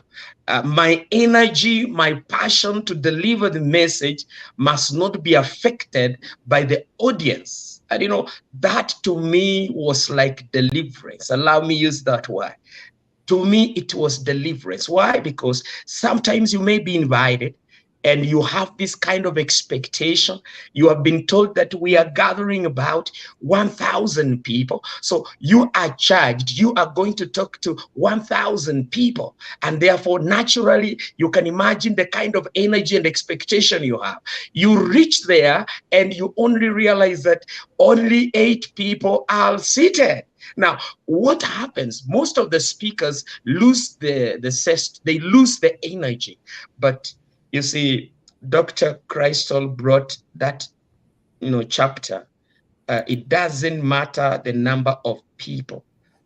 Sometimes we get intimidated by the number of people, but it doesn't matter. You need to ensure that the energy and the passion in your message is really going to be there. So, well, it's amazing. I can talk and talk and talk, but thank you.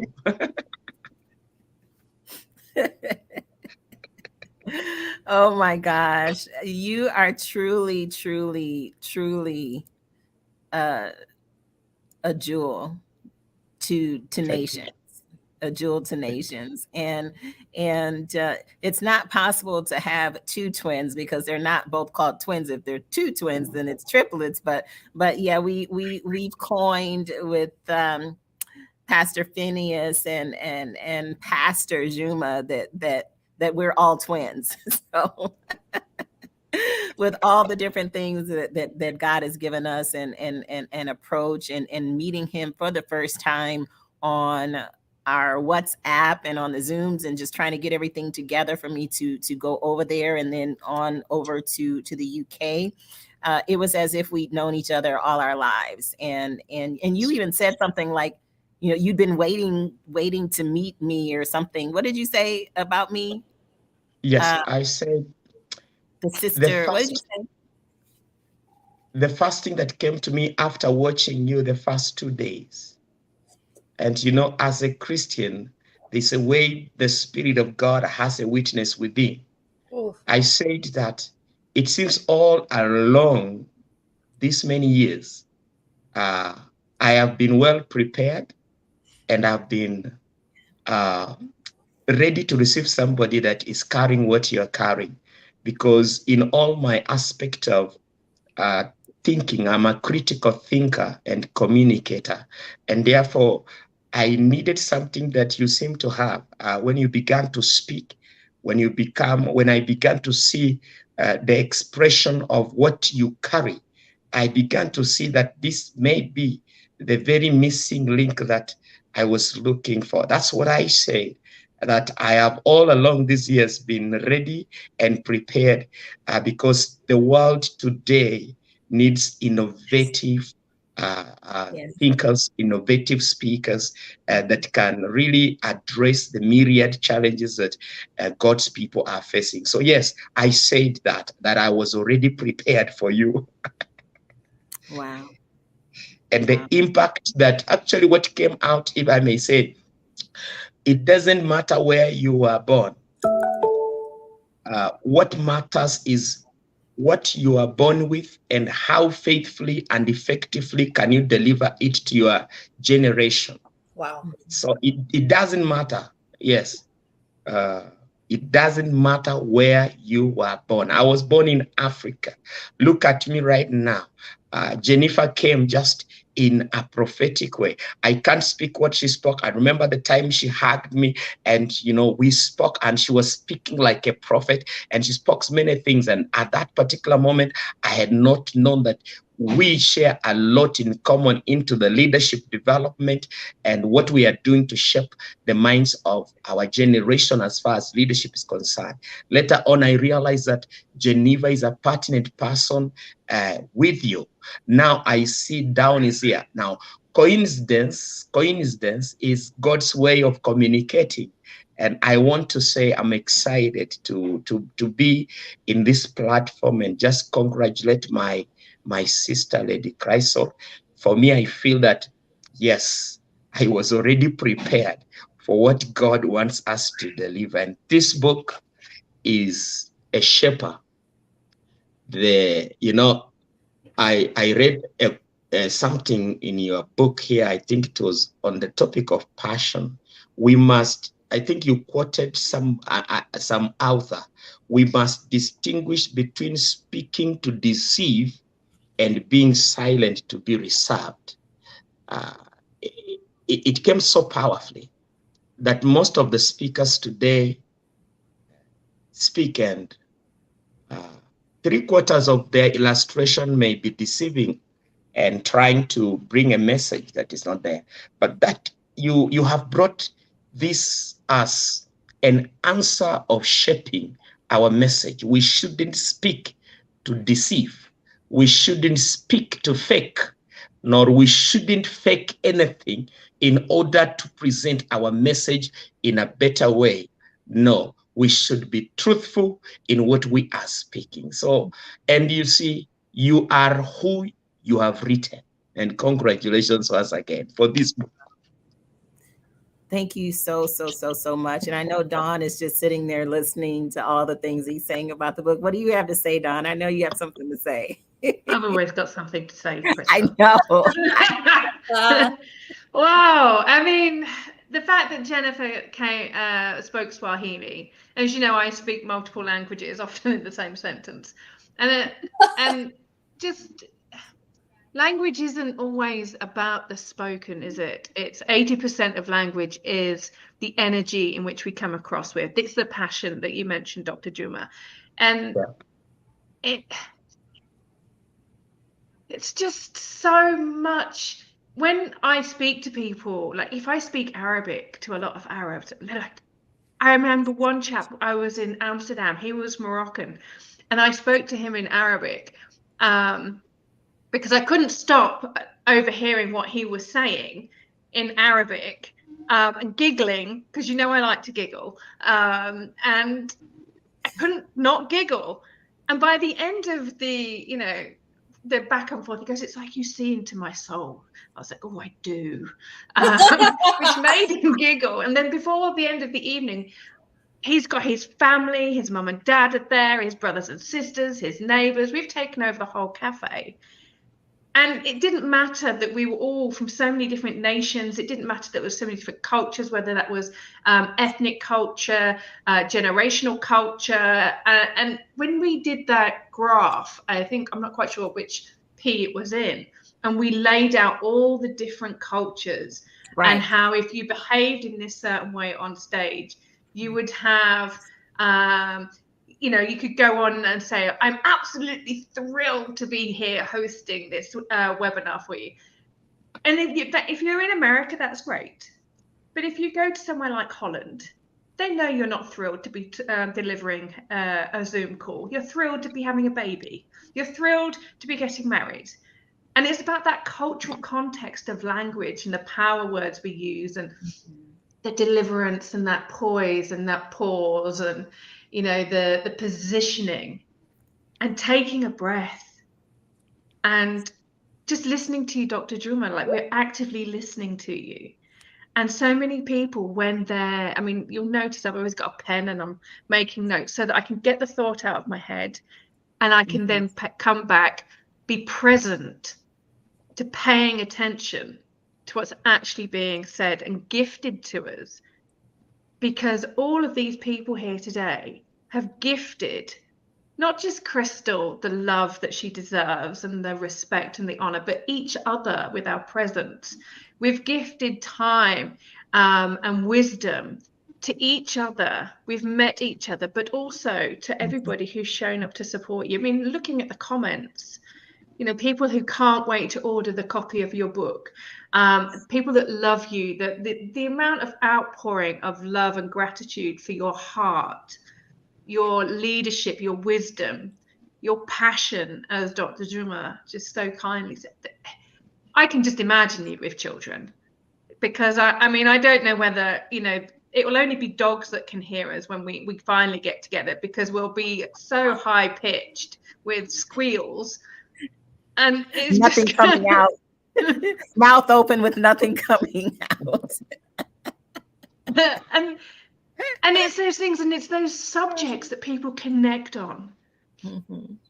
You know, look at us sending blue roses and elephants to each other because they're our love. You know, and you do give your heart so fully to everybody. And I honestly, I can't say it again. You're just such a joy to be around. You really are. And I nearly started crying. I'm surprised I've got to this point and haven't. And like I just said my cheeks are hurting. So I'm smiling. So bad. They're hurting more than the day I got married. I mean, I've been divorced 10 years this year. So, you know, so I've learned to smile on a much deeper level. But just such a wonderful, wonderful way to spend my afternoon celebrating you and meeting all of these wonderful, joyous people. Well deserved. Yeah, and one of the things that Dr. Juma reminded me of is when he was talking about the energy. It's all about energy and passion for me. And you know, it doesn't matter if it's one person in the room or 10 or 100 or 1,000. I'm going to come with it, right? And so, and at any hour of the day. At any hour of the day. So the P that's related to is Peter. Yeah. Because you don't want to, you cannot peter out. Like, you know, whoever it is that is there, they need you, and they need you 400%. So whatever it is that you're supposed to be giving and bringing and saying, you need to be able to come with it. Yeah. So Peter is that particular P. Oh, wow. Just there's so many. They're all great. And I love the fact that Christoph said there's a P for every single week of the year, apart from 1 week off, which could be Christmas, or it could be Easter, rebirth. Have a break at Easter and rebirth again. It's coming up. You know, it's just, or you can smash it through 51 days straight through from start to finish, or once a week, or, you know, just whenever. And you could take them all in order, and just, it was, yeah, it's such a fabulous Fabulous I'm, creation. I'm thinking of inviting you people in Kenya for 51 days, and each day has its fee. As long as Let's it's do it. eloquent, Dr. Let's Joanna. do it. 51 there. days. Oh my gosh. So he is my twin. He's a collector of people. I'm a collector of people. We have two daughters. They'll be 28 and 30 this year. Our oldest is a collector of people. So yeah, Dr. Juma wants everyone to come and everyone to stay and everyone, just 51 days. Oh my gosh. Well, we we're coming back, if God says the same, but I don't know about 51 days, Dr. Juma. You do it in tandem. No- You can do a few days, but nothing. someone else for a few days. The Bible, the Holy Book says nothing is impossible to they that believe. Exactly. Right. Well, Dawn and I do have a number of things that are planned based on this book that are related to the 51. So it's going to be a number of things that are going to be happening over the next months, the next years. And so I can't wait to unleash some of that as well. There's various ways that you can use this book as she mentioned, or as we've mentioned, and on the commercial that you saw, you can do it in the groups of 3. And what are the top 3 things that you need to work on today? Or for this particular speech, I'm a seasoned speaker, but I want to come and give the same story that I've always given, but give it in just a slightly different way. So I'm going to pick 3 that are really going to give some pizzazz to what I'm saying. And so there's that, but that's in the book. The things that I'm talking about that she and I have discussed are not in there, and how we're going to be using 51 in various different ways. So Dr. Juma, you can be ready for that, and you can have your tribe of people over there participate in some of the 51 things that we're going to have. Does that sound okay? Very okay. Always ready for what comes through you. Dr. Juma, thank you so much for being with us. Asante kwa kuwa nasi. Thank you. Thank you. Beautiful. Thank you so much for the privilege, for the honor. Just in summary, I have just written to Dr. Christel and said the 51 Powerful P's of Public Speaking is one of the most practical, exciting, challenging, and inspiring resource material for all of us who stand to speak before people. As a pastor, coach, and trainer, I heartily endorse this book as a toolkit for all those seeking to change lives and nation. And one striking lesson I learned from this book is that public speaking is not just saying some relevant words. There is a way to say them easily and impactfully. So Dr. Christel Richardson has concisely packaged the nuggets for public speaking in an easy to read way, suitable for anyone to reflect on during a busy day. I'm one of the most busy people with busy days, but I can dare challenge all of us that this 51 piece, this book, it doesn't need you to have a month free. Any busy day has powerful nuggets for you to reflect on. And thank you for being faithful to bring this book to us, to our generation, to all our leaders, and even to the next generation. God richly bless you, expand you, and continue bringing others that God gives you. Jennifer, thank you for hosting. And Dawn, thank you so much for the honor that you allowed me to be on this platform. I look forward to meeting all of you, and we have a lot to do together with all of you. God bless you. Thank you so much, Dr. Juma. Asante sana. Now, watch this. Okay.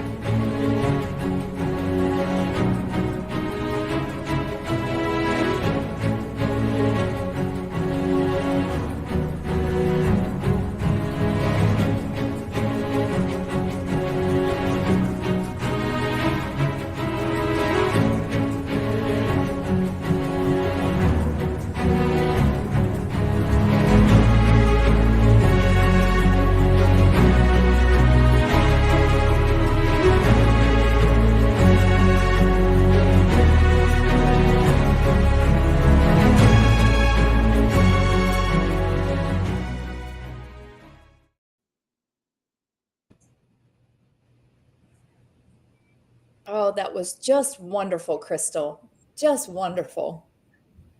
Thank you. Thank How are you you. Thank you. feeling? This has just been such an amazing morning for everyone that has joined us as a guest, for all of our viewers. You have just been such a blessing, Crystal, and to be able to spend this time with you, seeing who you are as a human being, as an author, your heart.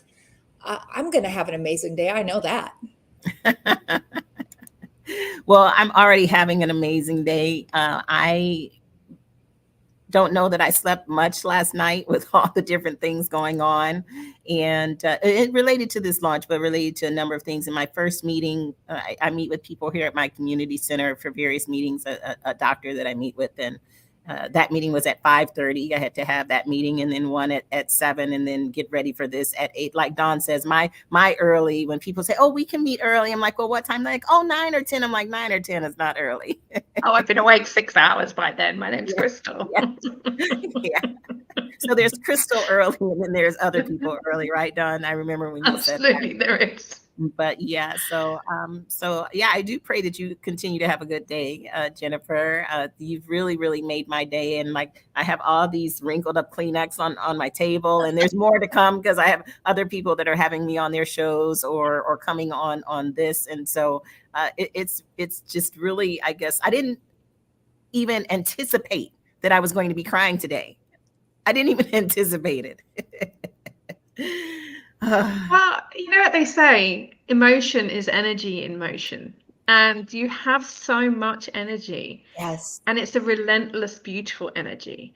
And even just watching that last advert there's that picture of you. And I know I've seen lots of pictures of you when we were deciding which one would go on the book, and like in the, and going to your website and, and all of that. And you're just bursting with pure love and energy.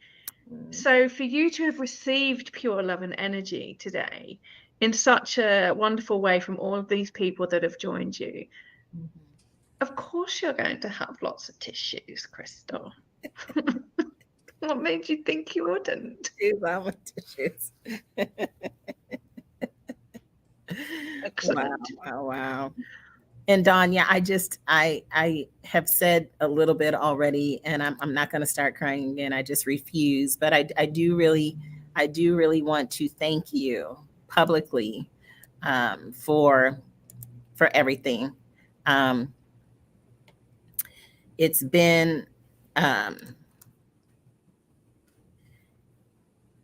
I don't even know how long it's been since we started this, but the whole COVID thing, and I was sick. I was down, like really down with COVID, severe COVID and double pneumonia, and I had the brain fog, and so poor Dawn had to work with me on writing this book through my brain fog and other books that I was writing and not just other full books, because there's other full books that are still not out yet, that I had all these things. I was like, all these things were going to be out like every other month or so. There was going to be a book. And so this powerful P book was supposed to come out before the May 2020. Emerge, and Larnie came to Emerge. It was supposed to be out before then so that they could use it. So I taught from it, but the book wasn't out. But the brain fog from COVID lasted with me for a while. And so there were other deadlines that were coming. So I would go ahead and write for a deadline that was coming and then not finish what I needed to write for this one, so that I could at least have something that was completed on somebody else's timeline. And so there was just a whole bunch of different scenarios and different things that we had to work through. And for us to be here together and be able to smile together and not be, like,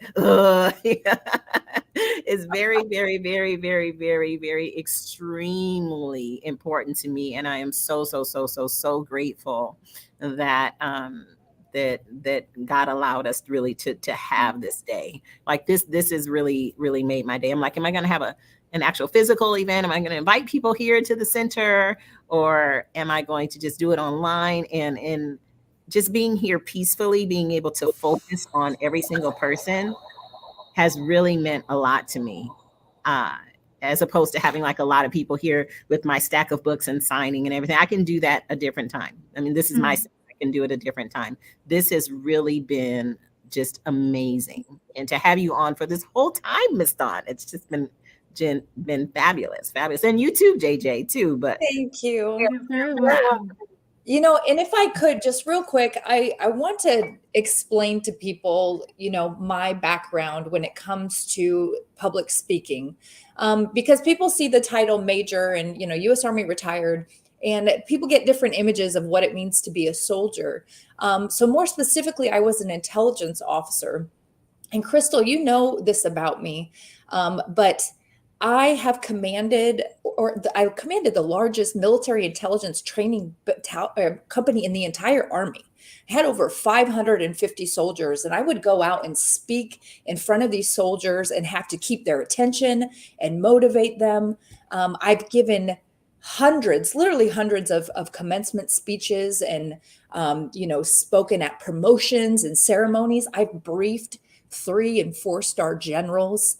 And I don't say that to impress you, but to impress upon you the fact that the Army has invested thousands and thousands of dollars on training me. And I mean this from the bottom of my heart. If you could only have one book, just one book on how to be a better communicator, orator, public speaker, this is it. This is literally the one book that you need. And I am so excited because, you know, I think we had a little mix up in the mail, but I know my book is coming today. And I promise you, Crystal, I will carry this book with me wherever I go. You know, it's one of those books that literally you're getting ready to meet someone for the first time. Let me kind of look through this and think about how I want to present myself. You're going on a job interview. You know, you're meeting meeting a new person at a networking event. I mean, literally any scenario, this book is going to come in handy. And, you know, to repeat what Dawn Green said, this is the type of book you want to read over and over again. And I know I'm probably going to have to buy another one because it's going to be one of those books that the spine falls apart, you know, because it will get that much use. And I just can't thank you enough and thank Dawn enough for bringing out the gift that is inside Crystal. What a truly beautiful representation of your heart, your experience, your knowledge that will help every single person that reads it to be better at what they do. Thank you so much. Wow. Thank you. Thank you. And I love you guys. I'm so sorry. I have to run. I wish I could spend all day with you, Crystal. No, you've been on for a long time. I can't wait to come visit you, though. You are such a huge part of my heart. You are a gift to this world. You're a gift to me. And I thank you so much, Crystal. Well, it'll be soon. So I can't wait to have you here. Me too. And Dawn, great to meet you. Thank you for all you do, your publishing and your writing. Thank you. And God bless you guys. Have a wonderful day. You too. Awesome. Take care. Awesome. You too. I'm going to play one of our speakers commercials as you exit some of the people that I've taught related to public speaking. Bye, guys.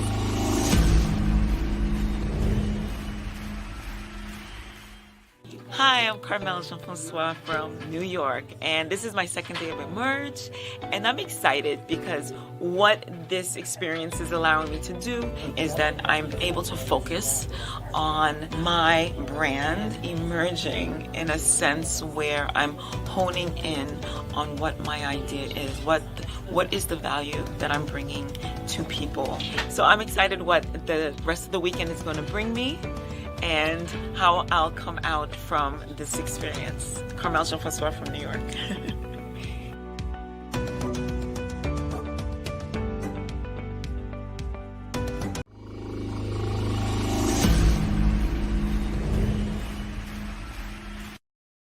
My name is Denzel James McGill Jr., and I found out about Emerge, of course, through my good friend and choir director, leader of DIGA, Divine Intervention Gospel Alliance. I've done a number of things together already. I've done some voiceover work for her. And she mentioned about Emerge because she wanted me to push my boundaries, to be able to come out of just doing the regular 9 to 5 and doing something that I love to do anyway. And it's been a great experience up to this point. The opportunity to be my superhero self, to be able to mingle and to intermingle with other people who have like minds, who are ready to do more than what they have been doing, and to be able to do even more after that. So this has been a really great experience. It's something to have a better sense of worth for myself and others.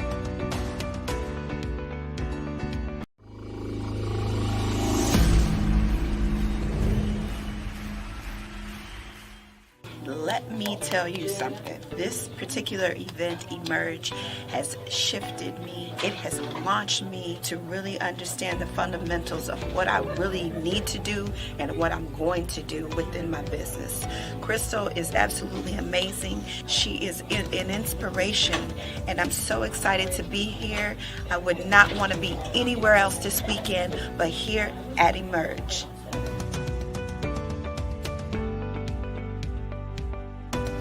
Hi, my name is Larnie Mulvey, and I am here at Emerge with Crystal Richardson.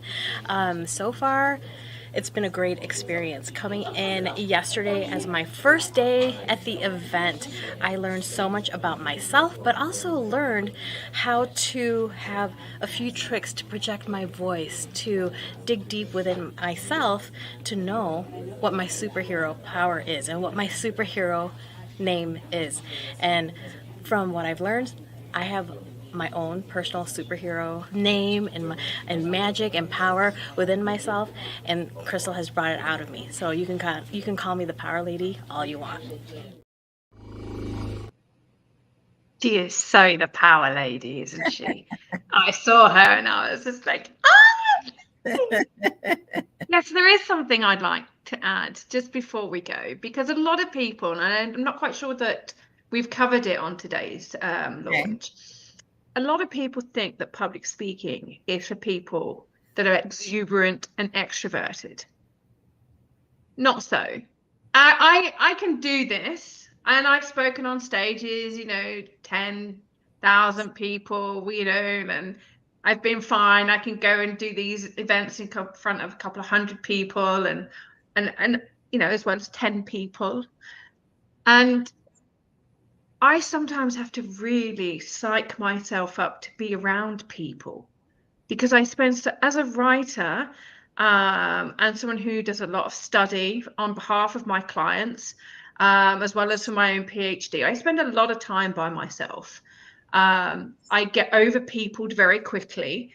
So I'm very glad that this was, but then when I go to an event where I'm speaking or I'm guesting on somebody's show, I can get into a mindset where I can do this, and I have to psych myself up, because I am an introvert and I am quite shy, believe it or not.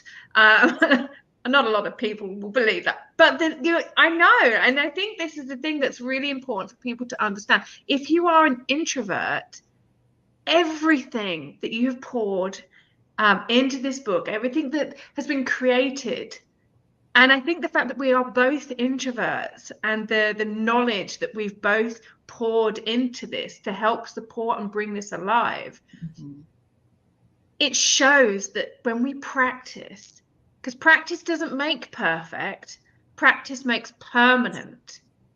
Unless we use a book like this to develop and hone our skills, to improve. And for us introverts out there that have got a level of success where people want us to go on stage or MC their charity event asking people for money, or they want us to go on the TV shows or take part in, events, sometimes it can be very draining afterwards. And it is about that. And so when we look at the protection of others, that Dr. Juma, it's also about protecting ourselves and our energy, because we do bring a lot of passion to what it is that we're saying. And I just feel that so many people, whether they're experts at being extroverted and exuberant, or whether they're experts at being an introvert, there is something for everybody in this book, which is, yeah, it's been one of the biggest joys bringing this together, because there's just so much goodness and greatness and acknowledgement of everybody. And I absolutely adore you, Crystal. Yeah, would be delighted to work with you again on whatever it is that you feel. And I'm ready. I've got tea, so I'll be all right. I have my commemorative tea. Oh, it's a Harrods. Queen Elizabeth II, 1926 to 2022. So I got that when I was there. I don't even have one of those. What'd you say? I don't even have one of those. I don't buy a mug or a teacup because I'm traveling all the time. But that's beautiful. I like all the wrap it in gold. Because I'm like, I don't want this to break in transit. And I bought it in the airport, which meant that it had to go on my carry-on. Oh, and I'd so, have broken it within minutes. I was so nervous. And they were like, well, we don't have bubble wrap. I'm like, well, do you have any extra bags? Like, what do you have back there? Because I need this to be. Isn't it pretty? It's very pretty. Yeah, and the inside has the the ER, Elizabeth Regina. Yeah, on the inside too, on both sides. It's so pretty. Oh, lovely. So if you're left-handed or right-handed, you'll still get to have the very thoughtful. That's very pretty. Well, I don't have anything breakable with me. Even my laptop is an industrial strength military laptop. So if I drop it, I get a new one and a full refund. So wow. Yeah. But just like listening to Don, I love your accent. The people who are from wherever they're from, they don't feel that they have an accent, because when I was in London and in Kenya, like, oh, I love your accent. They're talking to me, but of course I'm me, so I don't feel like I have one. But I always love listening to you, and I really do appreciate you, and really am looking forward to some of the other things that we've talked about related to this 51. I think the world needs the other part that we mentioned. Yeah, it does indeed. So, absolutely. Plus, it's going to be fun too. So yes, it will. Absolutely. Awesome. Absolutely. You deserve all the greatness in the world, Crystal. You really do. Thank you. I wasn't expecting this. Like I said, I'm just like over here just boo-hooing. We're supposed to be talking about the book. We're not supposed to be talking about me. But the book is an extension of you. Yeah. Because it's filled with you. It's your gift to the world, to everybody who needs to stand on the shoulders of giants to get themselves to be a giant for other people. The ripple effect that you have created with this book by pouring so much love into it and so much wisdom that would cost these people tens of thousands, hundreds of thousands. And you have just wrapped it up in a beautiful crystal bow and said, here you go. Well, I'm very thankful for all that has transpired today. We have another person that's waiting backstage, but I'm going to go ahead and say goodbye. You've been on for I didn't believe you were going to be able to be on for the whole time. This was just such a treat for me. Thank you. Oh, some people are worth my time. There's my Kleenex. Where's my Kleenex? Well, you have a really, really beautiful rest of the show. Thank you. And if there's anything else that you need or anything at all, you just reach out. I'm here for you always. I will. I know you will. Maybe at 2:30 in the morning, I'll probably still be reading if it's a good book. Whatever. All right, you take care. Love you. Much love. Ciao, ciao. Bye.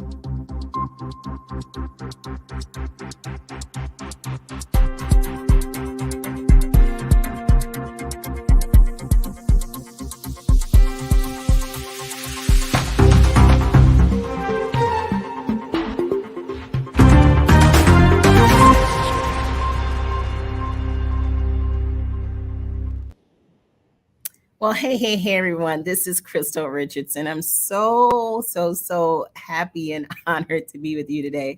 I didn't know I was going to be a big old crybaby today, but I guess I was. But I still have a number of other people that I'm very pleased and honored and thankful that I have in my life that wanted to celebrate with me on today. I have one person that is backstage right now I'm going to bring up. And every time I see her and have her on, I always say I love saying her name. And so we now have none other than Ms. Carmel Jean Francois. Let's hear it, everybody. Hi. Hello, Crystal. Hello. How are you? Oh my gosh. You're amazing. You are amazing. I know you're feeling good. That smile says it all. And I'm crying all morning. I just had the Kleenex over here in case I had like my nose, because it was early morning, just in case I had a little nose run. I was not expecting to use like almost the whole box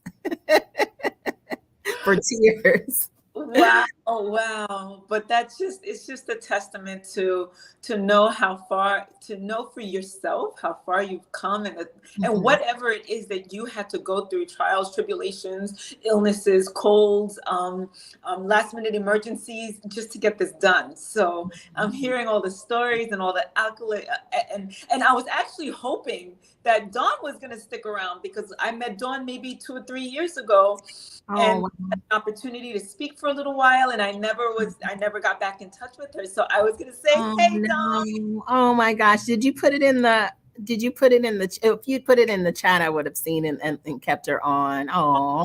Okay. I didn't put it in the chat because I'm like, yay, she's staying. I'm going to get to speak to her. It's all good. It was so good to see her. And it was nice to see that she's the reason why, your book was done, like with her help. Simply because I remember she was working with Larnie. Yes. Oh, Crystal, I can't wait to get mine. Hearing what everybody was saying about it, and the piece that got me was the workbook aspect of it, because I've read so many books and they say, okay, action steps to take, and I have to get a separate notebook and then make sure that I have the two of them together all the time. With yours, it sounds like it's all wrapped into one. It is.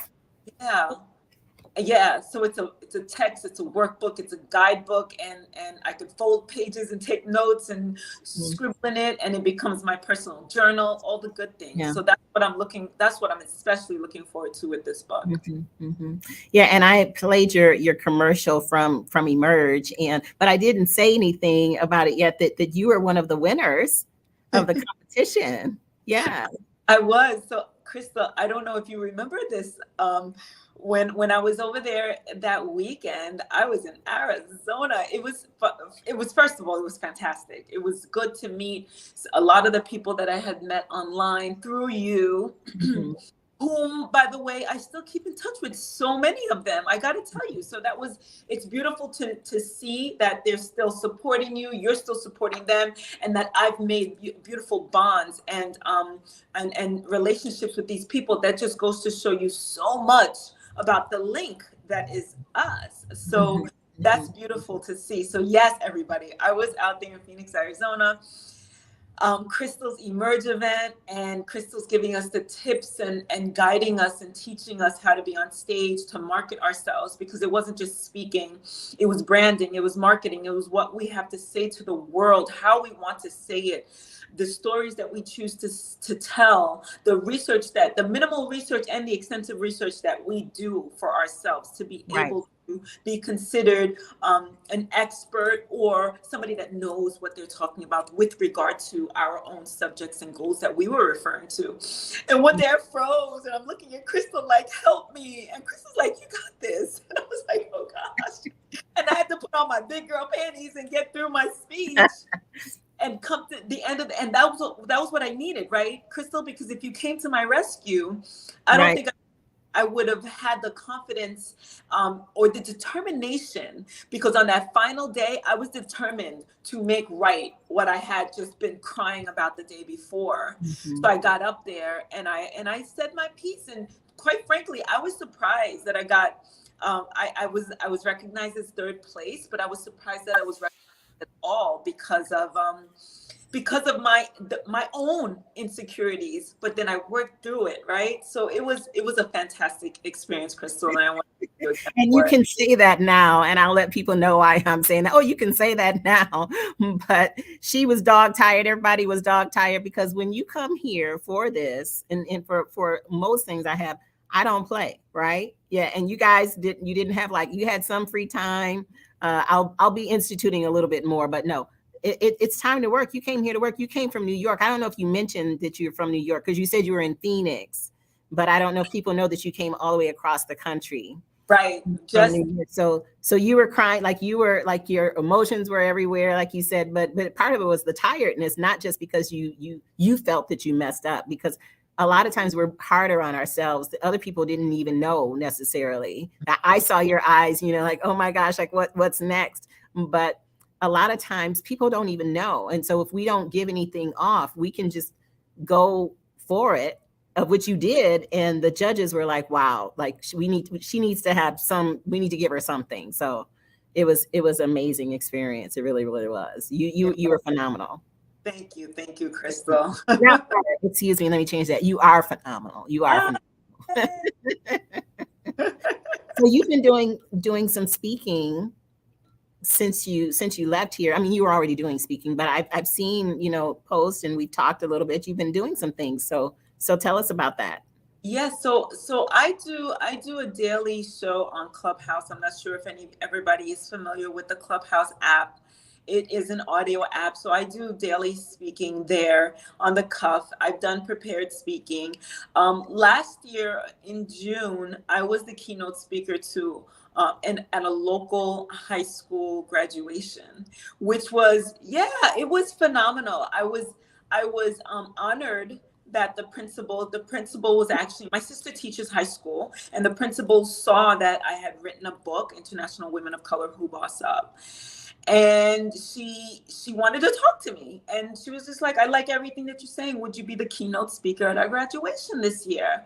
And that was, first of all, it was an honor. And secondly, it was an all-girl public high school. I think that might be the only all-girl public high school in New York, if I'm not mistaken. Mm-hmm. That for her to ask me that, and I was just kind of like, are you sure you want me to speak? But you talking to me? You talking to me? But she did, and Crystal, that was by far such an amazing event for me. I got to be on stage and look at these budding young women that were entering in a new stage in life, and I got to speak and pour into them. And I was overwhelmed with the opportunity and proud of the fact that I had something to tell them. And basically my message to them was to use your voice. Use your voice in a world, Crystal, where we are now stuck behind the computer and audio apps and things of that sort. We're not using our voices as much, right? Now our voices are very much typed. But this was an opportunity for me to remind them that your voice matters, and sometimes actions don't speak louder than words. Sometimes we have to shout it out, and sometimes it has to be from mountaintop. But make sure that when you speak, people are hearing you. Yeah. Mm-hmm. And just to even listen to you now, like you always have had, a form of polish to you, because it's part of your personality. But to hear you now, it's just like more concise, like you know your messaging. And so it's just really great just to see your growth. It really is. And Clubhouse, for some people it can be intimidating, and for other people it's just like having a conversation another person, but I remember when we first were talking about Clubhouse and how you ended up, being able to stay with it and just grow your following and grow your messaging. And when you think about powerful public speaking, Clubhouse is public speaking. Yes. Yeah. I agree. Yeah. I agree. And because that's all it is, because you can't see the people. So it is, but it's a different type of public speaking. You want to maybe expand on that just a little bit? Yeah, I would love to, because a lot of the public speaking that we are normally accustomed to, body language has so much to do with it, right? And Right. one of our guests earlier was talking about the inflections in their voices as we speak, and that's where that would come through a lot. Also, another part of speaking, another part of communication is energy, and one of your guests spoke about that as well, the energy that comes across. So with an audio app, if we're not authentic about what it is that we're saying, people are not only hearing it, but they're feeling it well, because now they can't rely on the sight. I can't see body language, so now I'm gonna have to pull in from a different type method of communication, and that's the energy, that's the inflection in the voice, and do I hear authenticity with what that person is saying? And so yes, so people can't see me, but they could darn sure hear whether or not I'm fluffing it or if I'm being authentic, and if I know what the heck I'm talking about. Mm-hmm. It's that, and it's also going back to the word energy.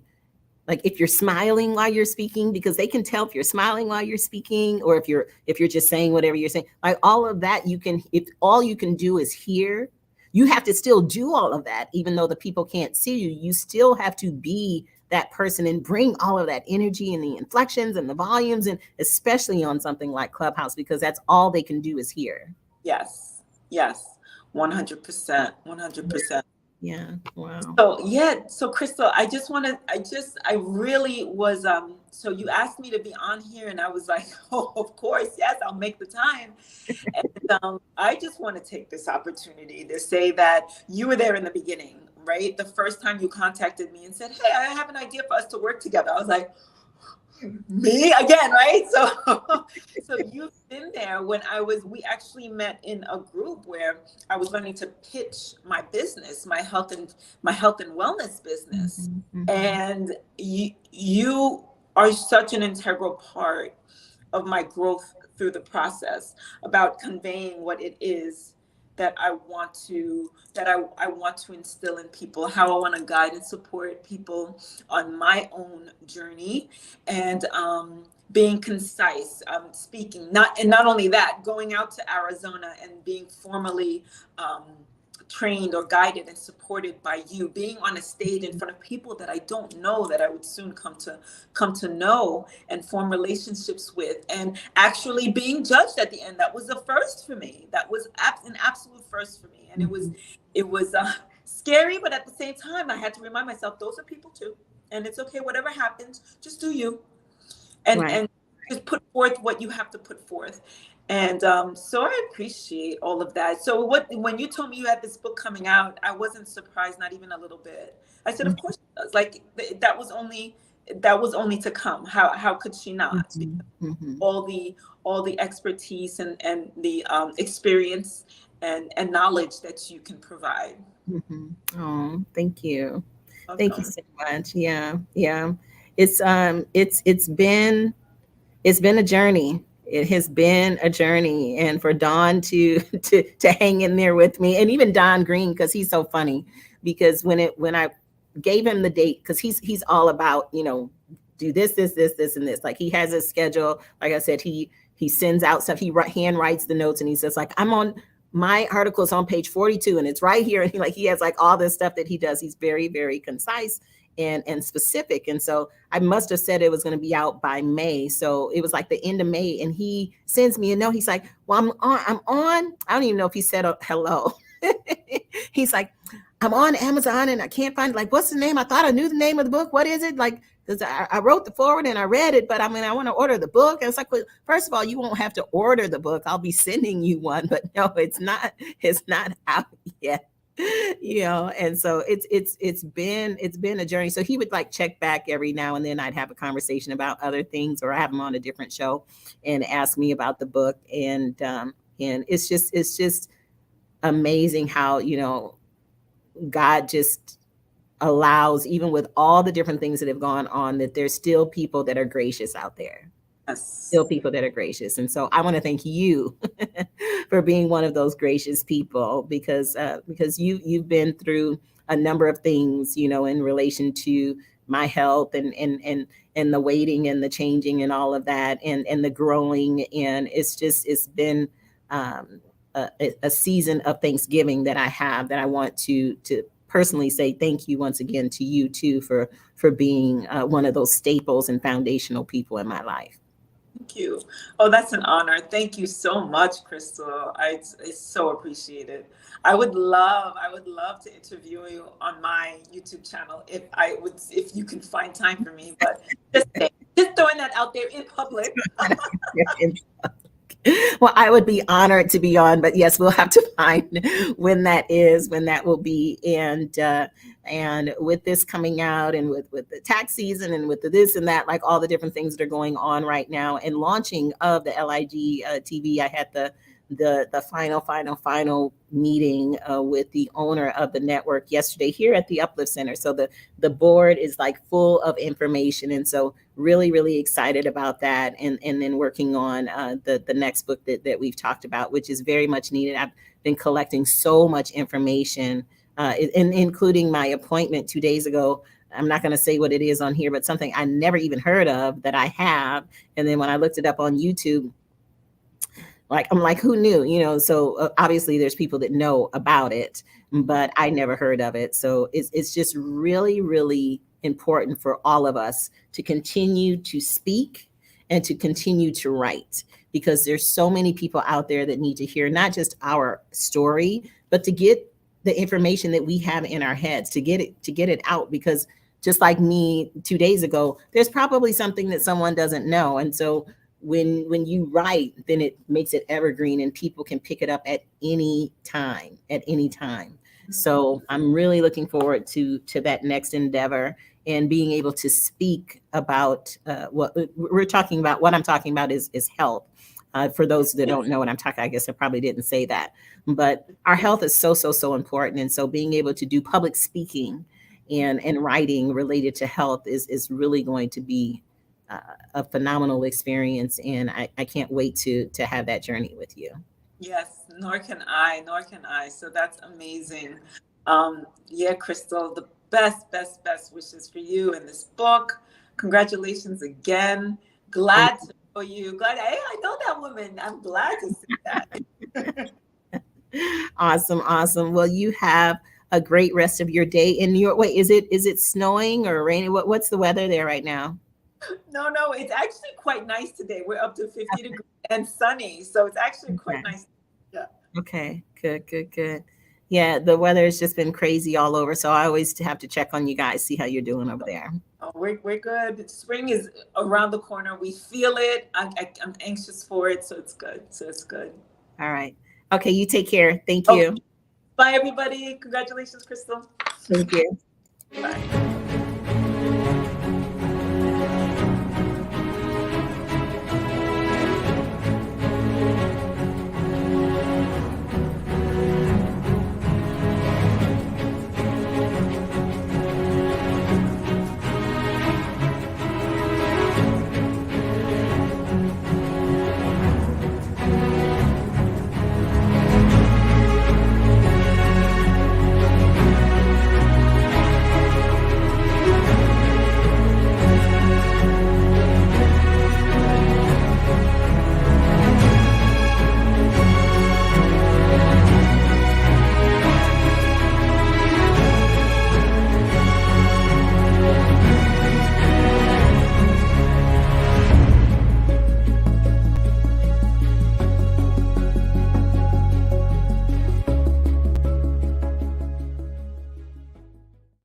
Are you a game changer in disguise? Are you tired of waking up every day saying, they soar like eagles and I'm stuck in the nest? Well, wonder no more. It's time to soar. Of the world's millionaires, billionaires, and game changers, almost all started with at least one unique idea. Join Crystal for a controversial look at triumphs, tragedies, tools, and secrets for living a fun, financially free life with her successful guests. Listen to Soaring with Eagles, Tuesdays at 9 a.m. Pacific Time on Voice America Empowerment. And get ready.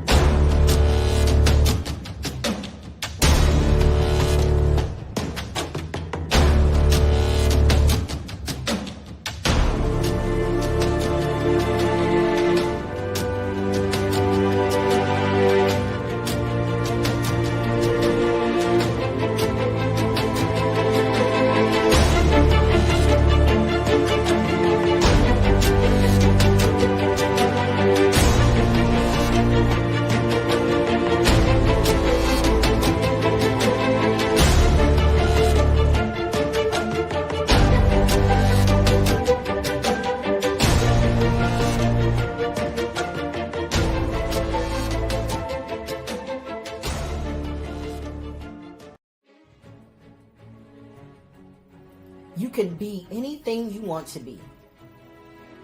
You can do anything you want to do.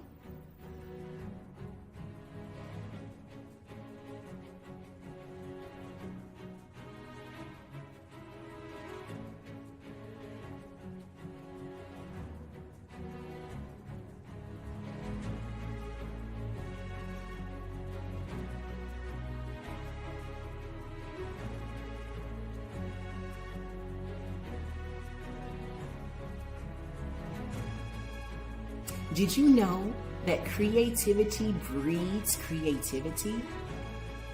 Did you also know that you are uniquely made with gifts and talents? That once you activate your greatness, the world will be a better and more civil place. My name is Dr. Crystal Richardson, and I am a wealth innovation strategist here in the United States. I am also the Global Ambassador of Innovation with I Change Nations and with His Royal Highness, Dr. Clyde Rivers. I'm so extremely excited and happy and honored to be offering you my Innovation Keynote Tour. During this keynote tour, I will be visiting various schools, universities, organizations, and churches to teach some lessons that I have applied to myself and that I teach all over the world from my multi-millionaire and billionaire alliance. The lessons will be in 5 areas.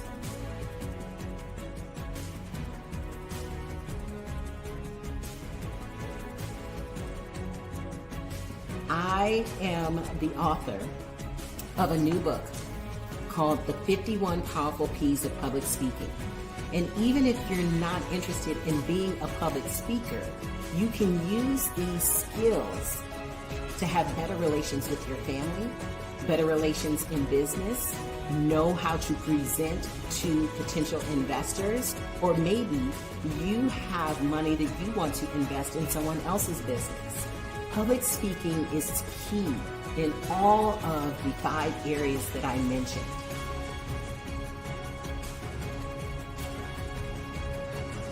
I am so honored and humbled to be invited to Kenya as part of this keynote tour, and I cannot wait to share with the universities, organizations, and churches in relation to the 51 powerful P's of public speaking and how you too can activate your greatness.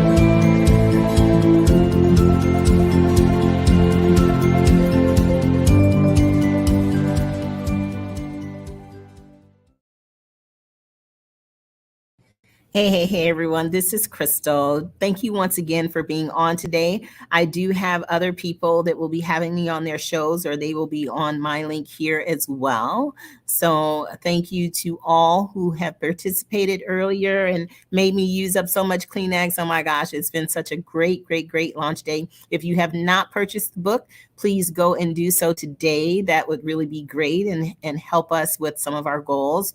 And leave a 5-star review. I've been asking people to buy the book, but I hadn't been asking people to leave a review. So we don't have those built up, even though there are people purchasing the book all the time. I was just in Kenya and in London and did really well over there. And so that was my overseas launch, but I hadn't had my US launch. So that's today. And it's been amazing. I wasn't expecting to do all this crying, but I'm really appreciative of people showing their love and appreciation and kindness towards me on today. I can't wait for the 3 or 4 or 5 other people that will be having me on their shows and doing interviews today as well, because today is the book launch day for the 51 Powerful P's of Public Speaking. And so there's various ways that you can use this book to do the exercises, either one by one for the P's or in groups of 3. There's various scoring initiatives where you can score yourself and see if you are a great speaker, a good speaker, an okay speaker, or if you need some work. But you can also have where you give the criteria and the scoring page to other people and have them use this to score. So Christoph was on here and he has a speakers competition and there's scoring sheets, but there's also a way that I do it in here. And so if you want to utilize this at some of your events and buy in bulk, you can do this as well to use it for your students. And it doesn't have to be people that want to do public speaking per se. It could be that you are an insurance agent, or you're a doctor or a nurse or a pastor or a student. There's all different types of people that can use this book in various ways. So thank you, everyone who's had me on. And I will see you all again soon, probably within the next hour or so on somebody's page. I'm not sure, I have to look at the schedule, but I really appreciate all of you all being so kind and allowing me to share today about the 51 Powerful P's of Public Speaking. My name is Dr. Crystal Richardson, and I thank you.